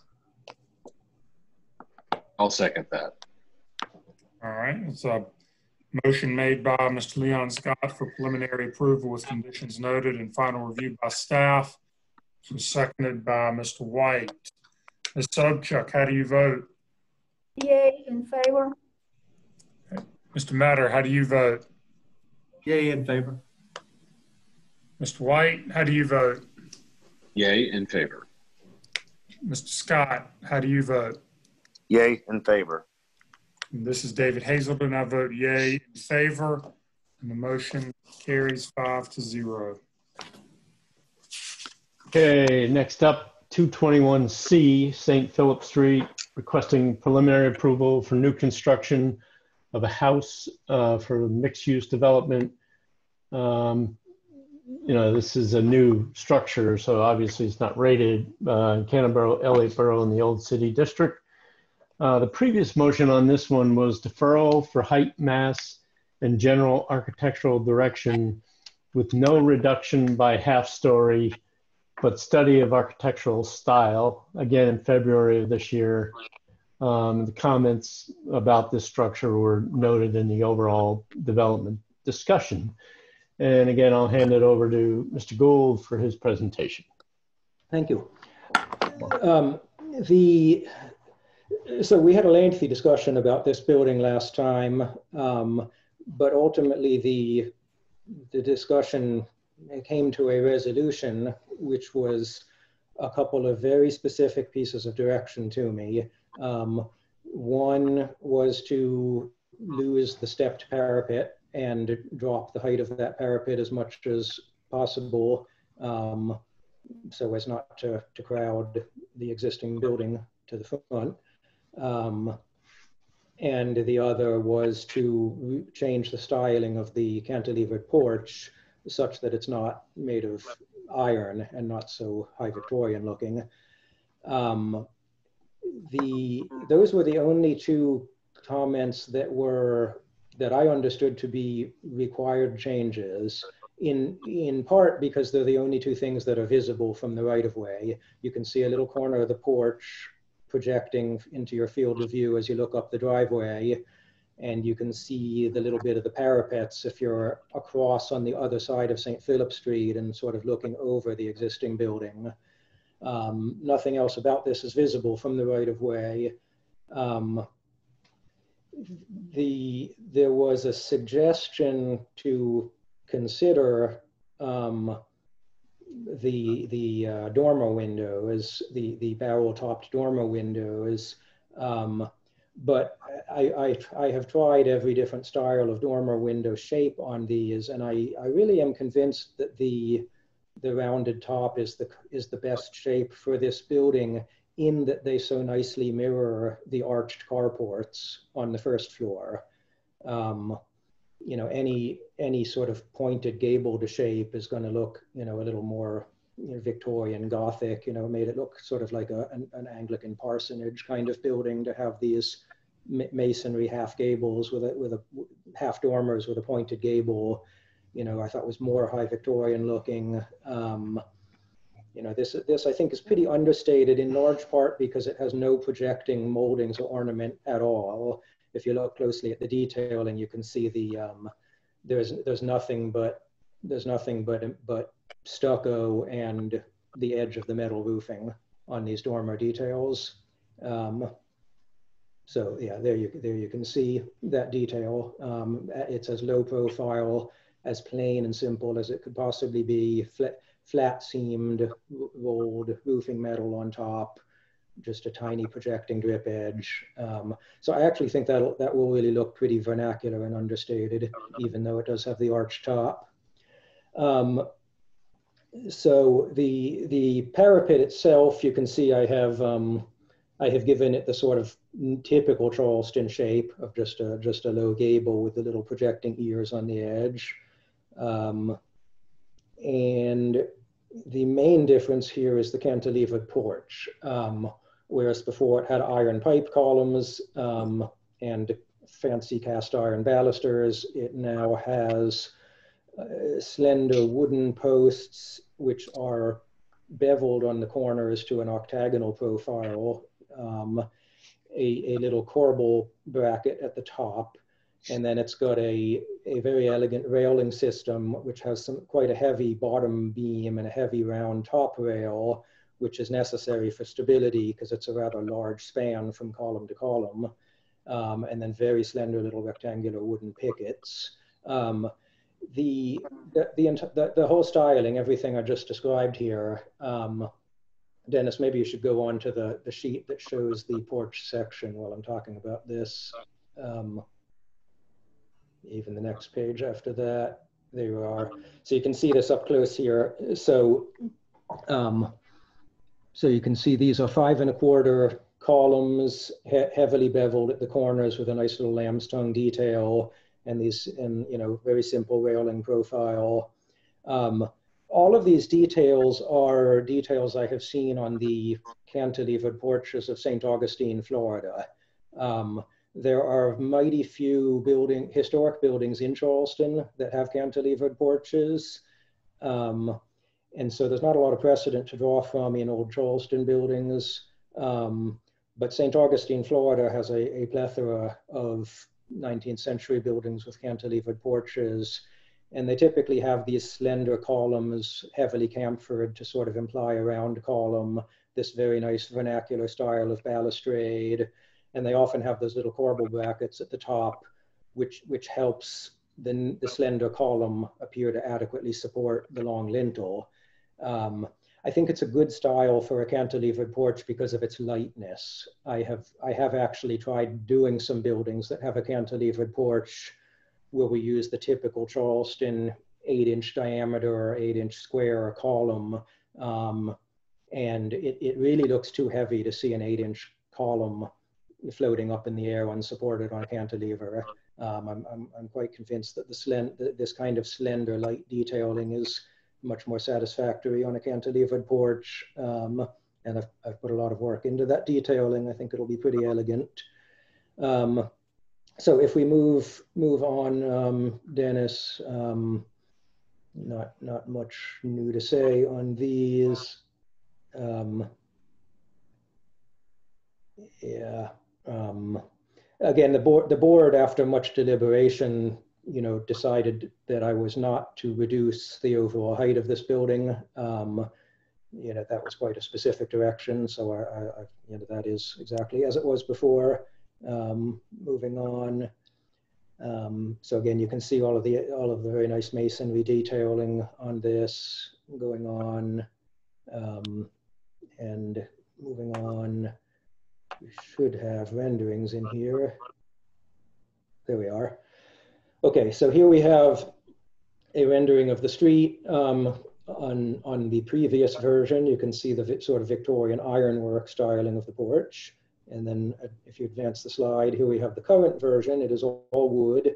You can see how nicely scaled that is and how nice and light that looks overhanging the street with those 5 1/4 columns and that sort of simple vernacular detailing. And then here's previous, looking at the building. Here you can get a good view of the parapet as well as the 2 porches. So if you advance the slide to the current view, you can see the parapet came down considerably. Porch is nice and understated. And the aerial view, the previous and the current. It is interesting how just those 2 changes, the parapet and the porch detailing, really actually changes the whole flavor of the building from kind of a high Victorian fantasy to a, more of an early 19th century vernacular kind of building. So I will stop the presentation there. Thank you. Any questions from the board or Mr. Dowd? I do have one. What is the roof on this one, Andrew, did you say? And what color? Color were you thinking? Well, I want this to be hand crimped metal because it's the only way I can make those dormers work the way I want. So I anticipate, given the way Cahill Roofing has been doing these kinds of roofs around town in recent years, they're using a factory finished galvalume, but they're crimping it with all the same details that the old turn metal roofs had. I haven't determined a color on it yet. Have you, just a side question, but have you seen any problem with hand crimping pre-finish metal in terms of the warranty? I have discussed that with Cahill. I have asked him whether the crimping cracks the finish and thereby introduces the opportunity for rust where the metal has been bent. His feeling is no. He has not seen trouble with this. And he feels that if you were to start to see rust materializing on the crimped seams in the future, you could kind of stop that just by going up there with a paintbrush and touching up just on those bent seams, which was an issue on the old painted roofs. Also, they always start to rust on the seams. So, of course, we've only been doing these kinds of roofs for 5 or 10 years. So yeah, it's an open question, but Cahill is doing a lot of them. All of the new Cat Fiddle buildings have roofs done like this. And so far they have done very nicely in their first year, at least. Are they doing double lock seams? Yeah. Because I saw another project that they were proposing and it was not a double lock. So heads up for that.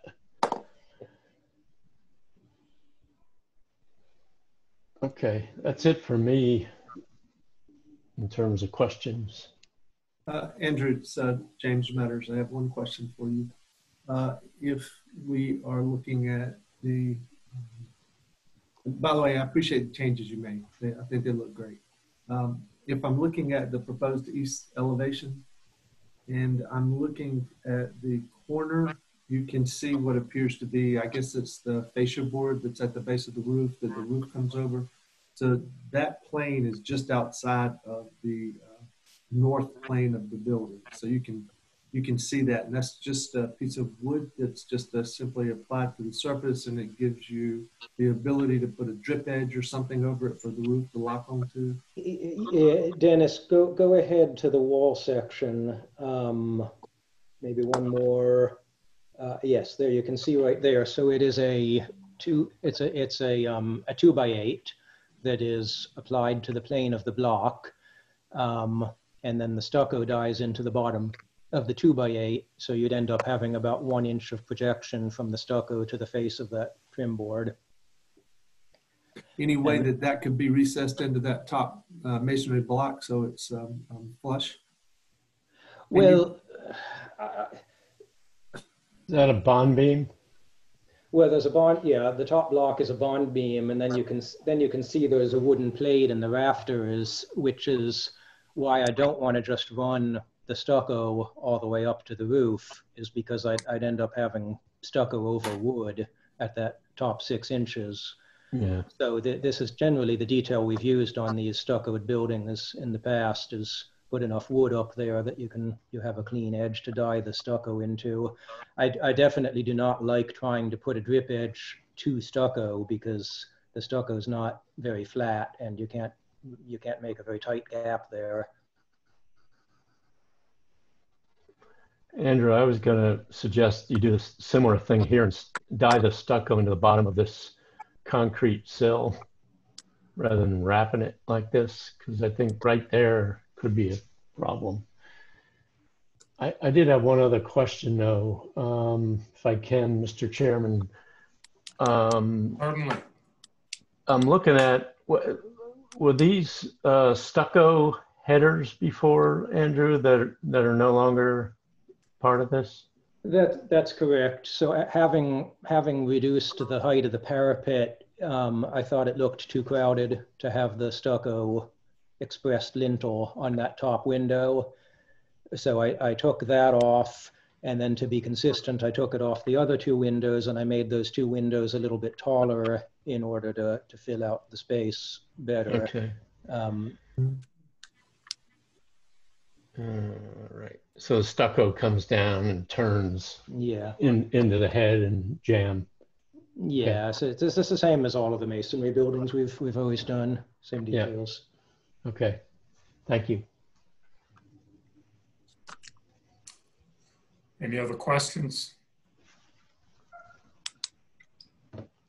Hearing none, Mr. Dowd? The change to a gable parapet from the step parapet is more appropriate and contextual, as is the porch detailing. Looks really good, I think. The parapet cap should be stone or cast stone for a stucco building rather than metal, as called out. The second floor window in the gable, let me go back to that elevation. I feel like this window could be a little more vertical than it is, vertically proportioned. And again, a good palette of materials, especially now that the building has been simplified. So we're recommending preliminary approval with conditions noted and final review by staff. Thank you, Mr. Dowd. Mr. Gould, any comment or any response or clarification to the city staff comments and recommendations? Well, sure. Well, regarding the parapet, that detail of actually wrapping the roofing metal right over the parapet and then tacking it to the face of the stucco using surface fasteners, it's an informal vernacular kind of detail that I have done on several buildings. My own house has it, and I quite like it. It calls no attention to itself and just looks like the kind of thing you see on simple old buildings. I kind of feel like introducing precast would be another material that doesn't presently exist on the building, and where it kind of pushes the whole thing into a higher style. You'd start to expect to see precast window sills and precast lintels and precast keystones, and getting a much more high style than we want to do here. So I'm not I'm not too sure about implementing that suggestion. Also, I really like to keep the water out of these masonry parapets.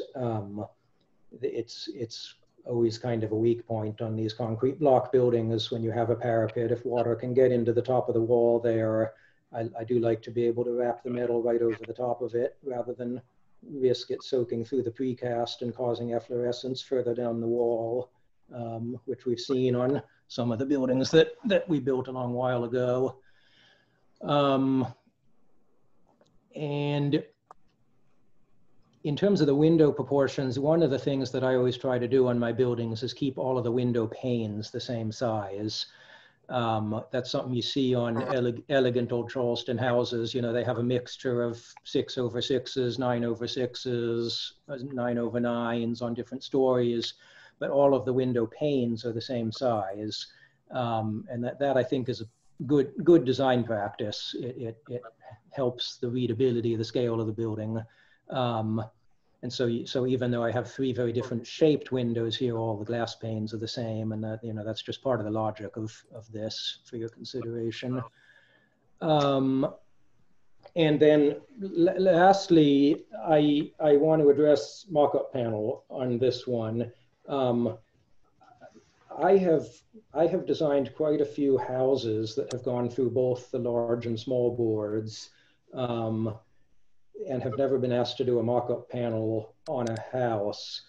Perhaps the most relevant comparison to this building would be my project at 131 Cannon Street, which is just now wrapping up construction. The large board approved that project 2 years ago. It had that new concrete and stucco commercial building with the sort of high Victorian parapet on the front, you know, right on the sidewalk. That you probably all remember. That's just the same construction as this, you know, block, stucco, wooden porch, you know, and so forth. And the large board did not require that to have a mock-up. And it was because I explained that everything on the outside of the building is just stucco and wood, and it all gets painted, and it's all done the same as all of the buildings I've been building here for 15 years. So, you know, there's not really any surprises with regards to the materials. And with regards to the craftsmanship, the only material interfaces are the window trim joining the stucco, and that's going to be, you know, a caulked joint and painted anyway. So I do struggle a little to understand the value of mock-up panel review on a building with this kind of construction. You know, every inch of it's going to be paint as its finished surface. You know, I totally understand with a typical modern commercial building, you know, brick veneer, precast elements, metal windows, you know, those materials vary considerably in their appearance and their method of installation. But in this case, I think you could imagine any other building I've ever designed and, you know, understand that this will be just like it from a material standpoint. So I am requesting, in accordance with what the ordinance says that the large board may waive the requirement of a mock-up panel if they do not feel it is necessary for understanding the building. I am requesting to waive the mock-up panel. And if you're not willing to waive it, I'm requesting some input on what you want to see in a mock-up panel, what you're hoping to get out of that, because obviously I would ultimately have to design that mock-up panel. Thank you. Discussion from the board? May I ask a question? Certainly, certainly. If you wouldn't mind though, Luda, we're having a hard time here, or I'm having. Oh, I know, sorry. All right, so Andrew, I want to go back to the parapet cap. On the previous design, when you have the stepped parapet, yes. How did you cap that, each step, each horizontal? That indeed would have been precast, big precast, you know, gable-shaped blocks. So what's the difference in your mind when we have a precast on that step and not to have a precast on just gable? Well, I think the difference is that this style of parapet is not trying to call attention to itself as a major design feature of the building, the way the stepped parapet was. And also, if I were to do this in precast, obviously it would be multiple blocks that have to join to one another. So then there arises the question, is it, is it painted or not, mortar color, or do we just stucco over the precast? That would probably be my preference, honestly, because I don't really want to introduce another material on the building. If I were to do it out of precast, I would probably just stucco over the face of the precast, and you just see a raised stucco band there. Well, it's just still something with just metal. That's it. So I'm kind of agree with staff. Okay.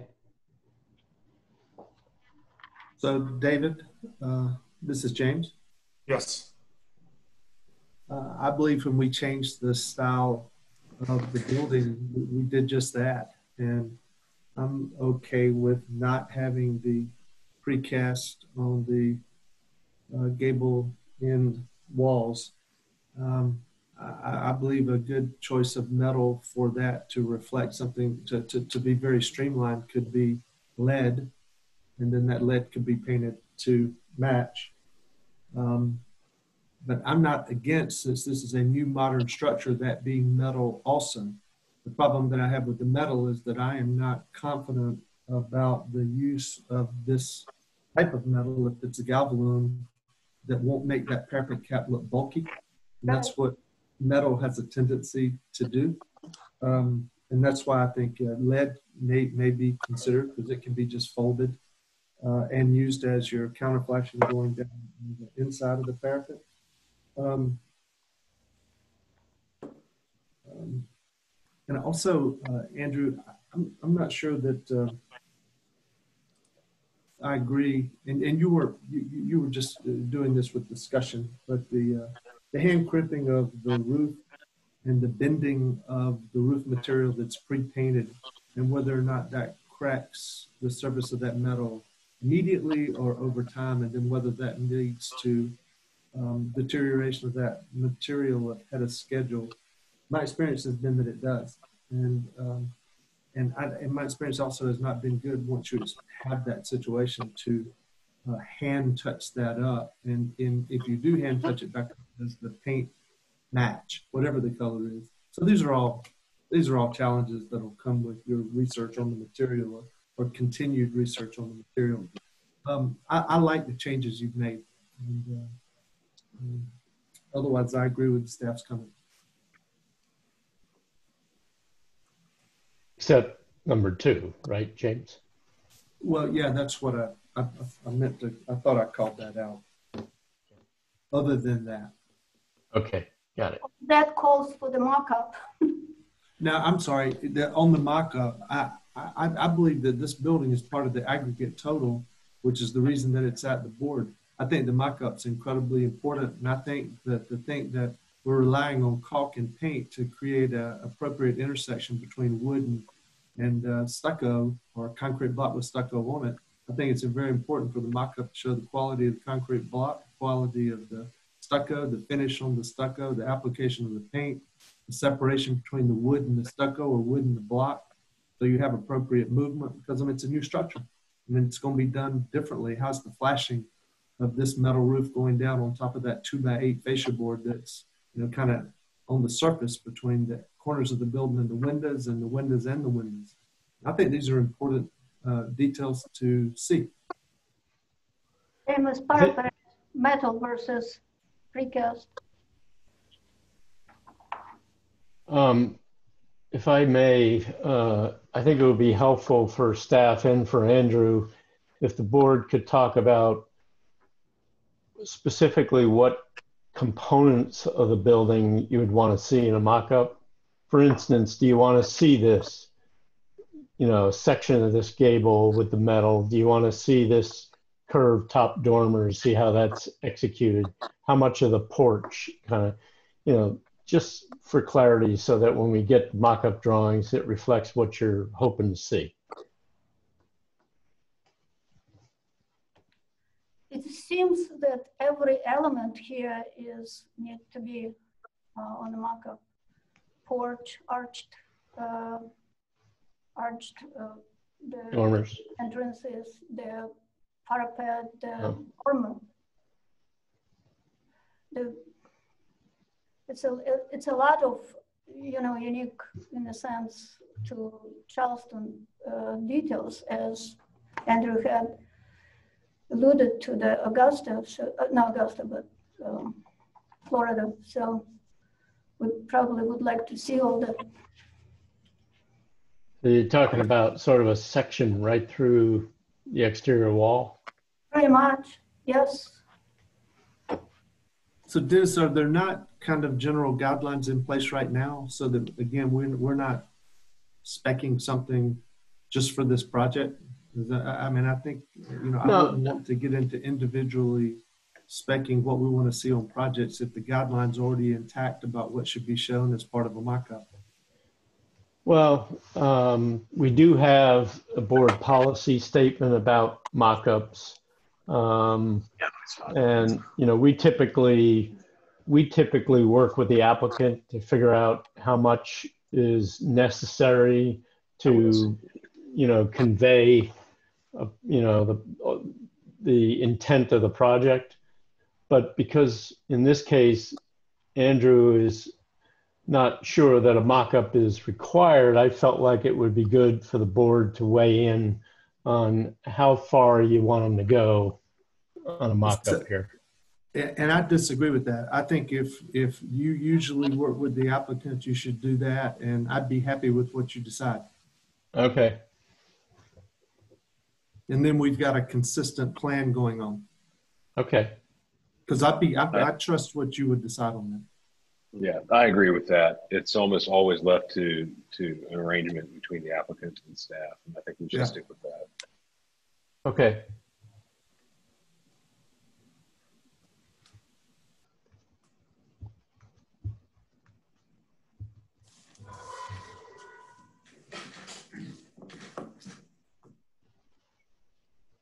We don't have a motion yet, right? No, we've not had one. I think we were commenting and then circled back to the issue with the mock-up panel, which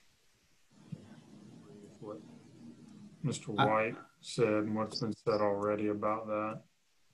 Sounds like James was right there. So I would make a motion, David? Yes, sir.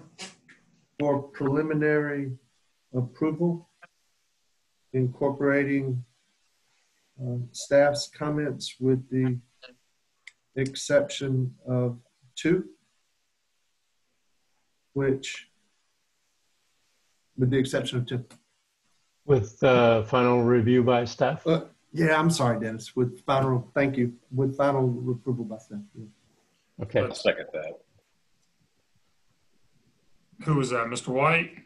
Yes.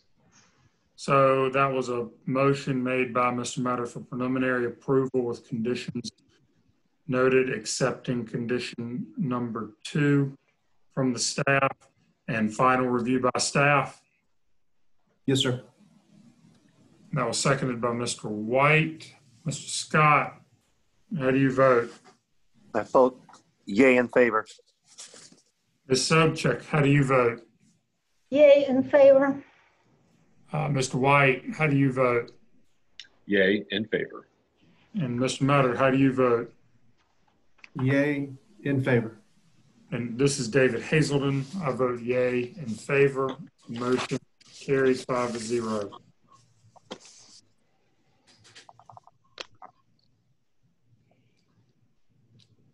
Okay, next up is 221. Dennis. Yes. Hey, Dennis, one quick thing. While you're introducing that, I'm going to step in the back and get my power cable. I've almost killed the battery on my laptop. I will return in just a moment. Okay.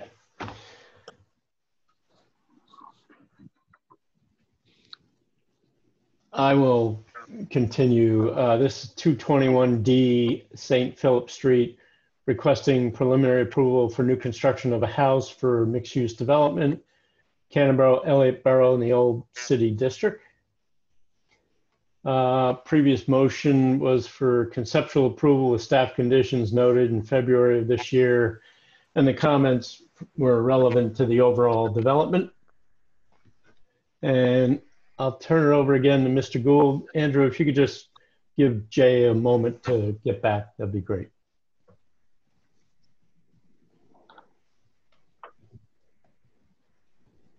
I think he actually went to get a beer, but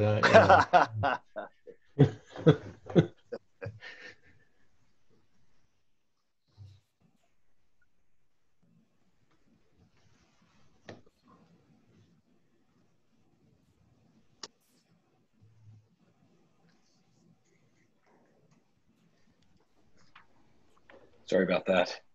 all right. Okay, Andrew. All right, so this is the little house behind the garden at the back, which I deliberately want to read as a garden cottage. It's a very, very small house, you know, quaint cottagey detailing is kind of the intention here. And in the previous version, I had a lot of detail on the porch in particular. I had these fancy sawn balusters and stop camphors on the columns, and a little scrolled cusp at the bottom of the rafter tails, and all of the windows had projecting hoods over them, and each of those things were the things that the staff and board wanted simplified. So I believe I have addressed each of those points I was asked to address. I'll explain a few things. So the window caps, you could call them, the little projecting moldings on top of the window, you know, those exist in Charleston, but typically only on the front facade of a building and very often under the porch. And so that's what I have done here. I've taken them off the sides and back of the building. I have kept them under the porch, which is the front of this building, in part because I think it's appropriate for the front to be a little more formal, but also for a practical reason, which is that when I've got windows right up against the bottom of the porch beam like this, it's really difficult, you know, between the framers and the trim carpenters to make sure that the top of the window trim exactly aligns with the bottom of the porch beam trim. You know, whereas when we've got that little hood on top of the window, that gives you you know, an inch or so of wiggle room to move that little molding up and down to make sure we get a correct alignment there.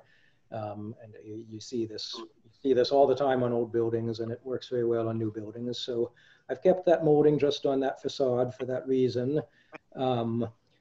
I've taken out the scroll shape of the rafter tails. They're all just straight cuts now.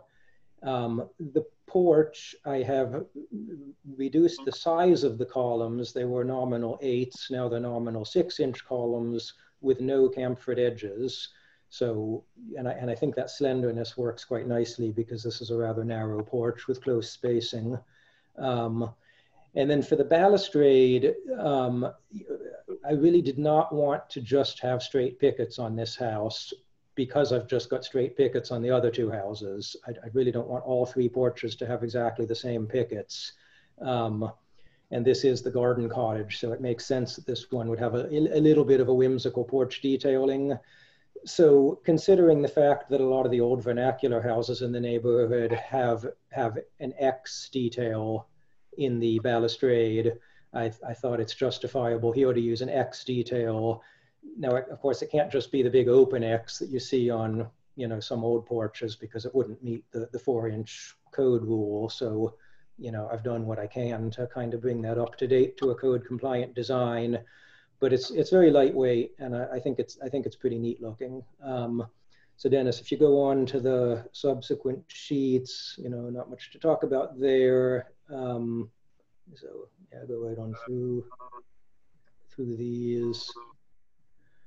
And yeah, so here you can see the porch section. So we've got a good traditional top and bottom rail. You know, good traditional details, but very simple rafter tails, simple square columns, and then going on. Let's go on to the renderings. Okay, oh yeah, so this is a detail of that balustrade. You can see the X is made of slightly wider members. The pickets are very skinny members. Go on to the, yeah, okay. So now we're looking at that building in the back. This is the previous version with the thicker, fancier columns and the sawn balusters, and then advance. Now we can see this lighter and more elegant version with the skinnier square columns and that very delicate balustrade with those X's in it. Moving on, so here the building is on the right. So here you can get a closer example of what that balustrade looks like up close. I hope you'll agree that's reading as fairly, fairly vernacular, not high Victorian anymore. And now we're looking at the building on the left. You can see this up a little closer as we advance to the current design. I think that'll be a pretty charming little garden cottage. Is that the last image we have there? Yeah, yes. So I'll stop there. Thank you. Any questions from the board or Mr. Dow? I had one. Andrew, are you continuing the X pattern on the side? No, I'm intending to have it on the front only, partly for simplicity's sake, but partly because the spacing of the columns on the side is different than the spacing of the columns on the front, and it doesn't really lend itself to the continuation of that full X, half X pattern. Okay, that was my only question. Thank you. Any other questions? Was there a staircase on one of the previous slides? In the just interior. There's no exterior stair. Okay. Thank you. Thank you. Having no public comment, Mr. Dow? Well, the changes to reduce the stylization are generally successful, such as the column proportions, balustrade design, rafter tails, etc. The one comment we have is I think that adding a balustrade for the ground floor with perhaps a break at the center column bay would be more contextual. It would also help with the these columns are fairly slender and fairly tall, and I think the balustrade helps to sort of mitigate that some. But with that condition, we're recommending preliminary approval and final review by staff. Thank you, Mr. Dowd. Any comment about the board?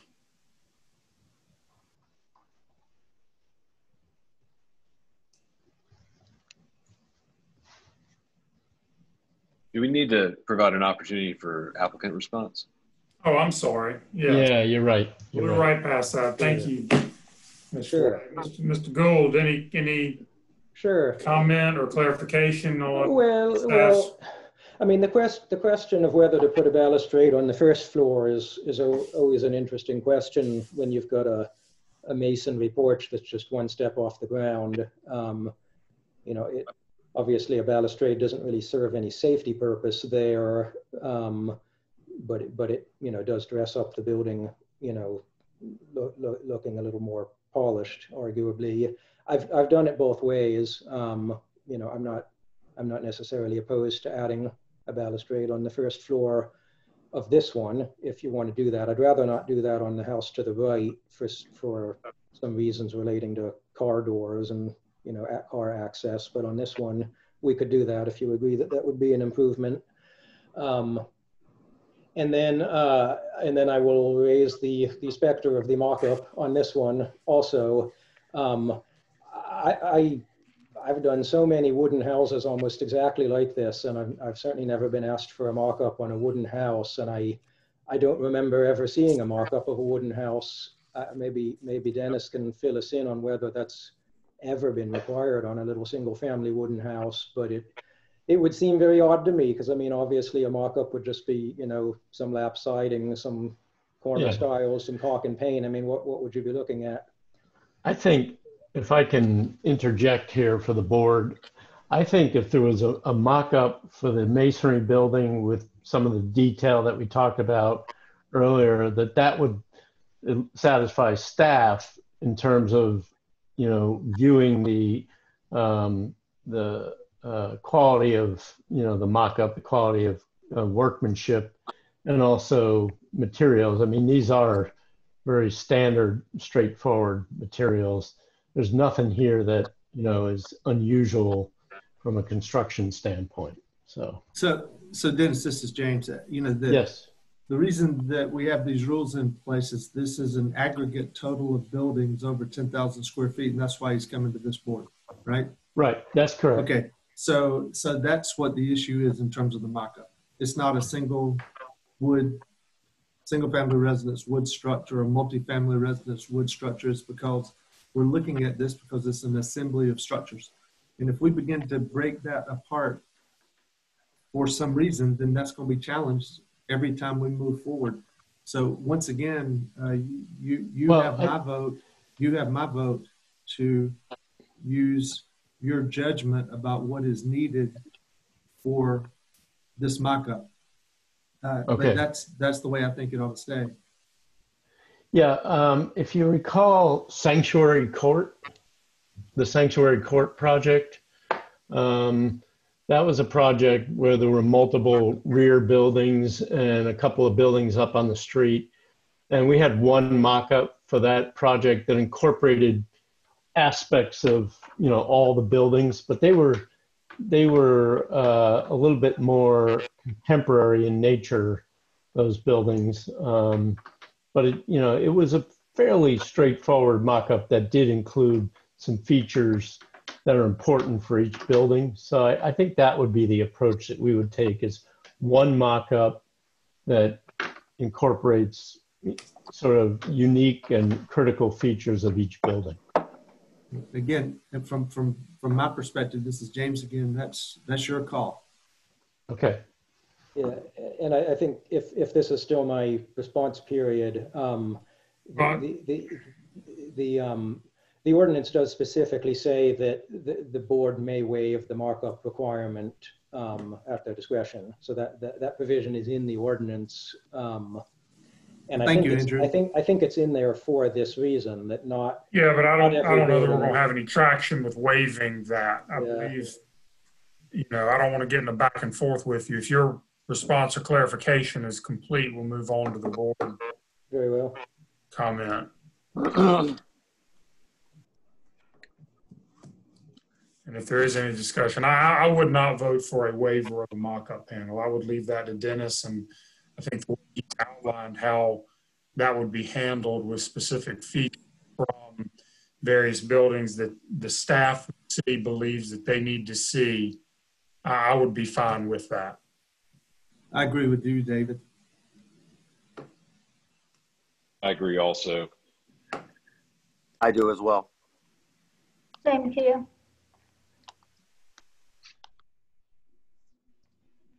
Should we move motion? Sounds great. Okay, I try. Preliminary approval with staff condition noted and final review to the staff. And it's including the decision about the mock-up panel. I'll second that.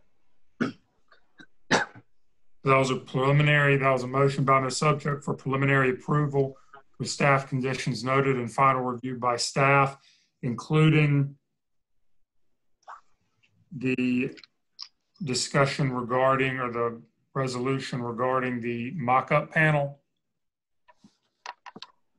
Resolution by staff. Well, the board decided and to have staff work with the applicant to do the mock-up panel.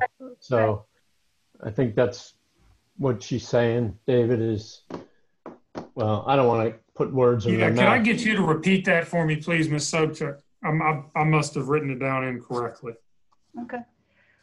Preliminary approval with staff conditions noted and final review by staff with inclusion of the decision about the mock-up panel coordinated by staff. Is that works?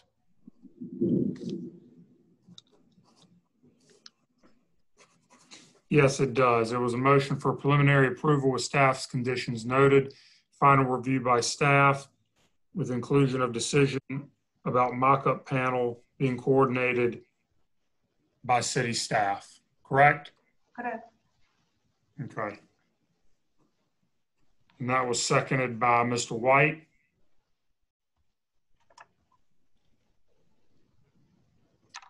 Is that right? Oh, yes, that's correct. Okay. Sorry, I nodded. I don't know. It doesn't really work. So, Mr. Scott, how do you vote? Well, so David, on discussion here, I just, if you from a legal standpoint would help me here, it worries me that we're putting anything about the mock-up in any motion. Because it's already implicit in, it's Dennis's decision on what he's going to do, what he's going to look for in the mock-up. I don't know why now on this motion, after all these, that we have to include that in the motion. And I don't think that we should. We haven't in any previous one, and I don't know why we need to now. Okay, that's it. Okay. Well, I'll tell you, there's a motion that's been made and seconded. So I believe it needs to progress to a vote. And Mr. Scott, how do you vote? I vote yay in favor. All right. Mr. Metters, how do you vote? Nay, opposed. Okay. Mr. White, how do you vote? Yay in favor. Ms. Sobchak, how do you vote? Yay in favor. Okay. And this is David Hazelden.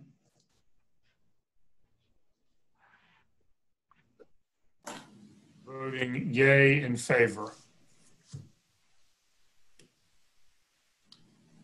Carry 4-1. Okay, last building 223C, St. Philip Street, requesting preliminary approval for new construction of the house for mixed-use development in Canterbury, Elliottboro, and the Old City District.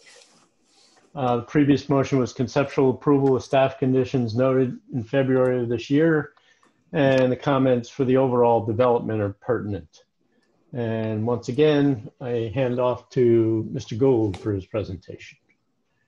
And let me unmute Mr. Gould. There you go. Okay. Well, on this one, the comments from staff and board were even more limited. So specifically, I was asked to remove some of those projecting window hoods. So I've done the same thing as I did on the previous building. I took them all off except for the front facade under the porch.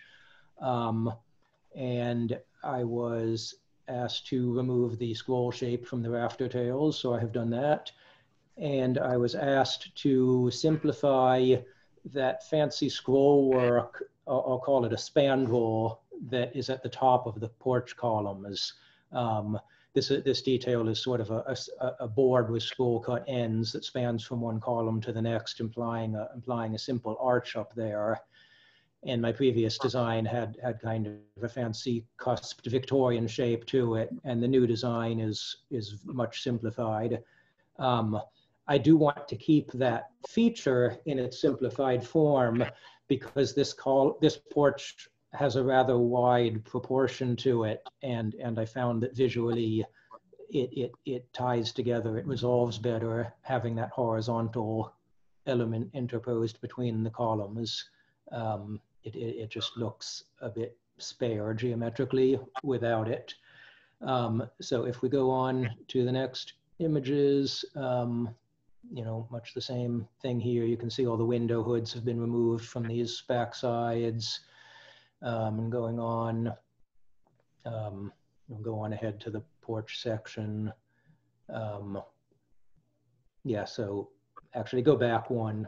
because that one you can see a better image of the porch detailing with those spandrel sort of arches, which are just a board, cut to a shape that spans between the columns. That's a detail actually that one sees on a lot of buildings of kind of a Queen Anne to Edwardian vintage, especially down in Charleston Village around Colonial Lake. There's a number of houses that have this detail on them.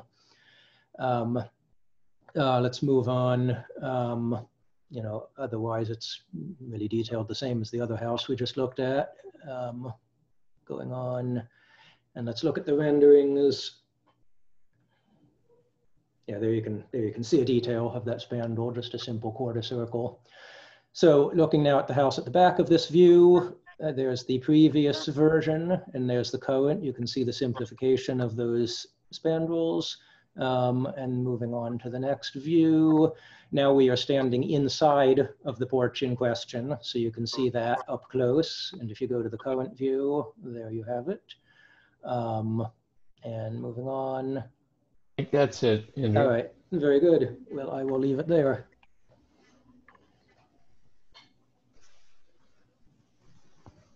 Thank you, Mr. Gould. Any questions from the board or Mr. Dowd? Nope. Hearing none, without there being any public comment, Mr. Dowd for city staff recommendations.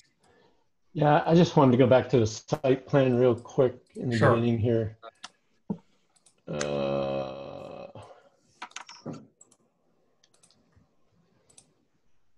All right.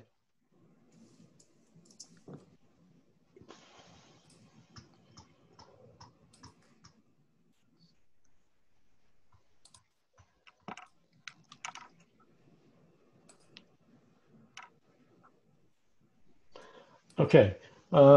Again, changes to reduce stylization are generally successful, such as the column detail, the rafter tails, window heads, simplification of that spandrel.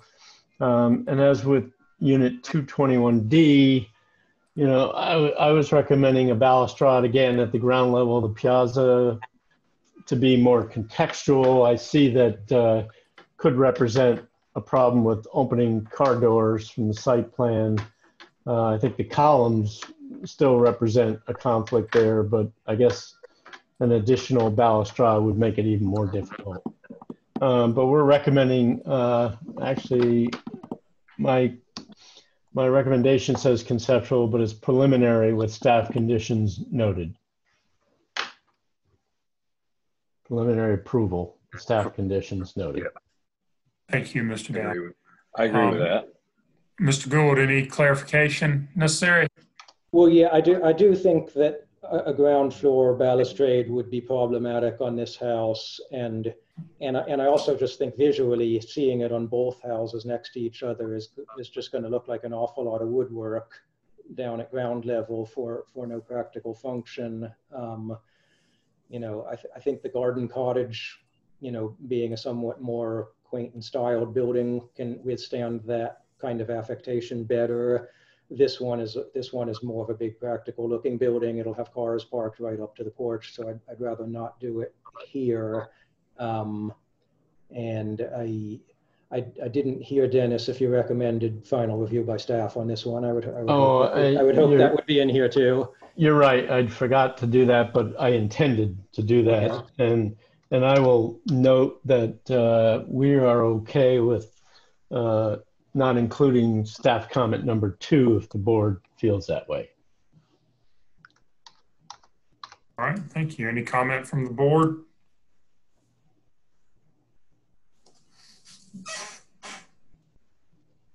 I'm comfortable with this recommendation, and I don't really think the balustrade is necessary. I'm in agreement with Jay's comment and Dennis's removal of item 2. I am as well. Me too. All right. Well, this is Jay. I'll introduce a motion for preliminary approval with staff condition number 1. Well, I'm sorry. Yeah. Well, that's not really a condition. I guess I would Oh, take out with staff conditions. Just say All right. preliminary approval with final review by staff would be our recommendation. I don't know what to do if there's no comments. Well, I know what to no, do. I know what to do. I second that motion. Yeah. Preliminary approval with final review by staff. Yes. Seconded by Mr. Mudders. Yes, sir. All right. It's motion for preliminary approval with final review by staff. Mr. Scott, how do you vote? Yay in favor. Ms. Sobchak, how do you vote? Yay, in favor. Mr. Mudders, how do you vote? Yay in favor. All right, Mr. White, how do you vote? Yay in favor. All right, this is David Hazelden. I also vote yay in favor. Is there a motion to adjourn? Thanks, Andrew. I think that's automatic. Thank you. I'm honored to have a personal BAR hearing. I'm sure you are. That's funny. All right, y'all. We all have a good evening. Hey, Y'all have a good evening. Thank you. Hang on before everybody goes. Just got Okay. one thing to discuss with you guys. Andrew, you can go ahead. I just need to discuss something with the board. Thank you. We will need to schedule a special meeting in July. And I'm thinking that since we don't have a meeting second. Sorry. Yeah, if we don't have a meeting the second Wednesday, but I'm going to propose the third Wednesday for 48 Smith Street. One project, but it's a renovation of a building that burned a couple years ago. The owner's been willing to do nothing to stabilize it, even though we've forced them to produce stabilization drawings and gave them a deadline and so forth. That stabilization was at BARS, but it's going to come to BARL now because there are additional buildings that a developer is proposing for the property in addition to renovating the existing buildings, and it exceeds 10,000 square feet, so it will come to BARL. And it's a real time sensitive thing because the developers who are purchasing it are the people that own One Meeting Street and renovated One Meeting Street in collaboration with Mark Regal-Buto. And they intend to create 11 total units on the property. Bill Huey is the architect. I've seen the site plan and it's pretty good. But we do need, because of the timing and due diligence for this project, and we really want to see these people buy this property because otherwise that building, that existing historic building is going to be gone for good. I jumped back on late, but this is going to be a special meeting? Yes, because this project would not, it's too big to add to an existing agenda. So we need to have a special meeting, and I'm proposing the third Wednesday in July to do that. The July 15th, I can tell you, Dennis, I'm out of town on that weekend, so you might need to have, I wouldn't let you probably want to have, if you need one, a alternate there on my behalf. Okay, let me look at the calendar here. So, but I mean, wait a minute. How about some dialogue about, I mean, why do a special meeting? I mean, because I mean, Bill's on your BAR small board. I mean, are we going to be? I mean, what's the? The reason for the special meeting is the existing building at 48 Smith. Oh no, I heard all that. Okay. But I meant bigger than that, though. I mean, why not conform to our city rules? For what? For meeting schedule. Oh, well, you know, we've had special meetings in the past, James. You know, when circumstances warrant that. And I'm proposing that circumstances warrant it in this case. Because of the condition of the building? Because of the condition of the building and because the due diligence period is such that if they had to wait to get on an open agenda, that they would be beyond their due diligence period. And I'm afraid the deal would fall through and the building will eventually, I mean, we're getting into hurricane season. So the building will eventually collapse and be no longer. All right, so, but I mean, I just want to make sure, and I'm okay with this being on the record, we're doing this to conform to a due diligence of a purchase of a property.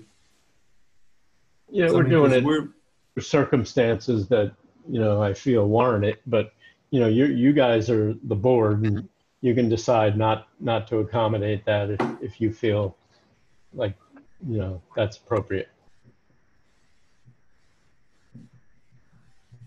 I have been in plenty of special meetings. I don't have any issues with that. Can't hear you, Luda. Oh, this microphone. I said I have been in plenty on the special meetings and I don't have any issues with having one. Okay. Yeah, and I'm available on the 15th. This would be at 4:30. Would this start at 4:30? Yeah. Yes, it would. Okay. Good. I think it would probably take about an hour to an hour and a half total.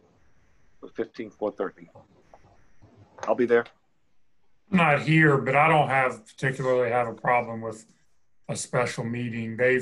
I've been a part of some, but they're really on an infrequent basis. And I feel like that, Dennis, y'all give enough thought to when those are actually warranted that, you know, I don't particularly have a problem with it.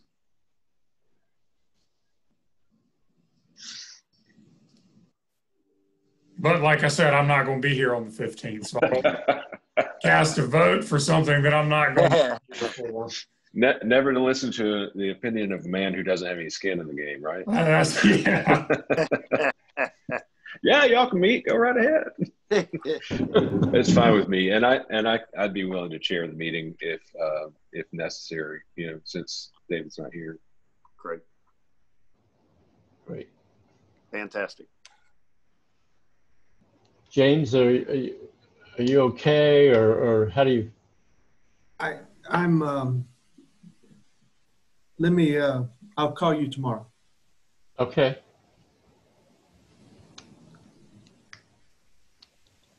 Okay. All right. Is that it? And that's it. Yeah. Thank you. Everybody have a good night. Right. Everybody have a good evening. Yeah. Thank you all. Y'all be good. Dennis. Okay. Yes. Hey, Dennis, just real Yes, quick. Leah.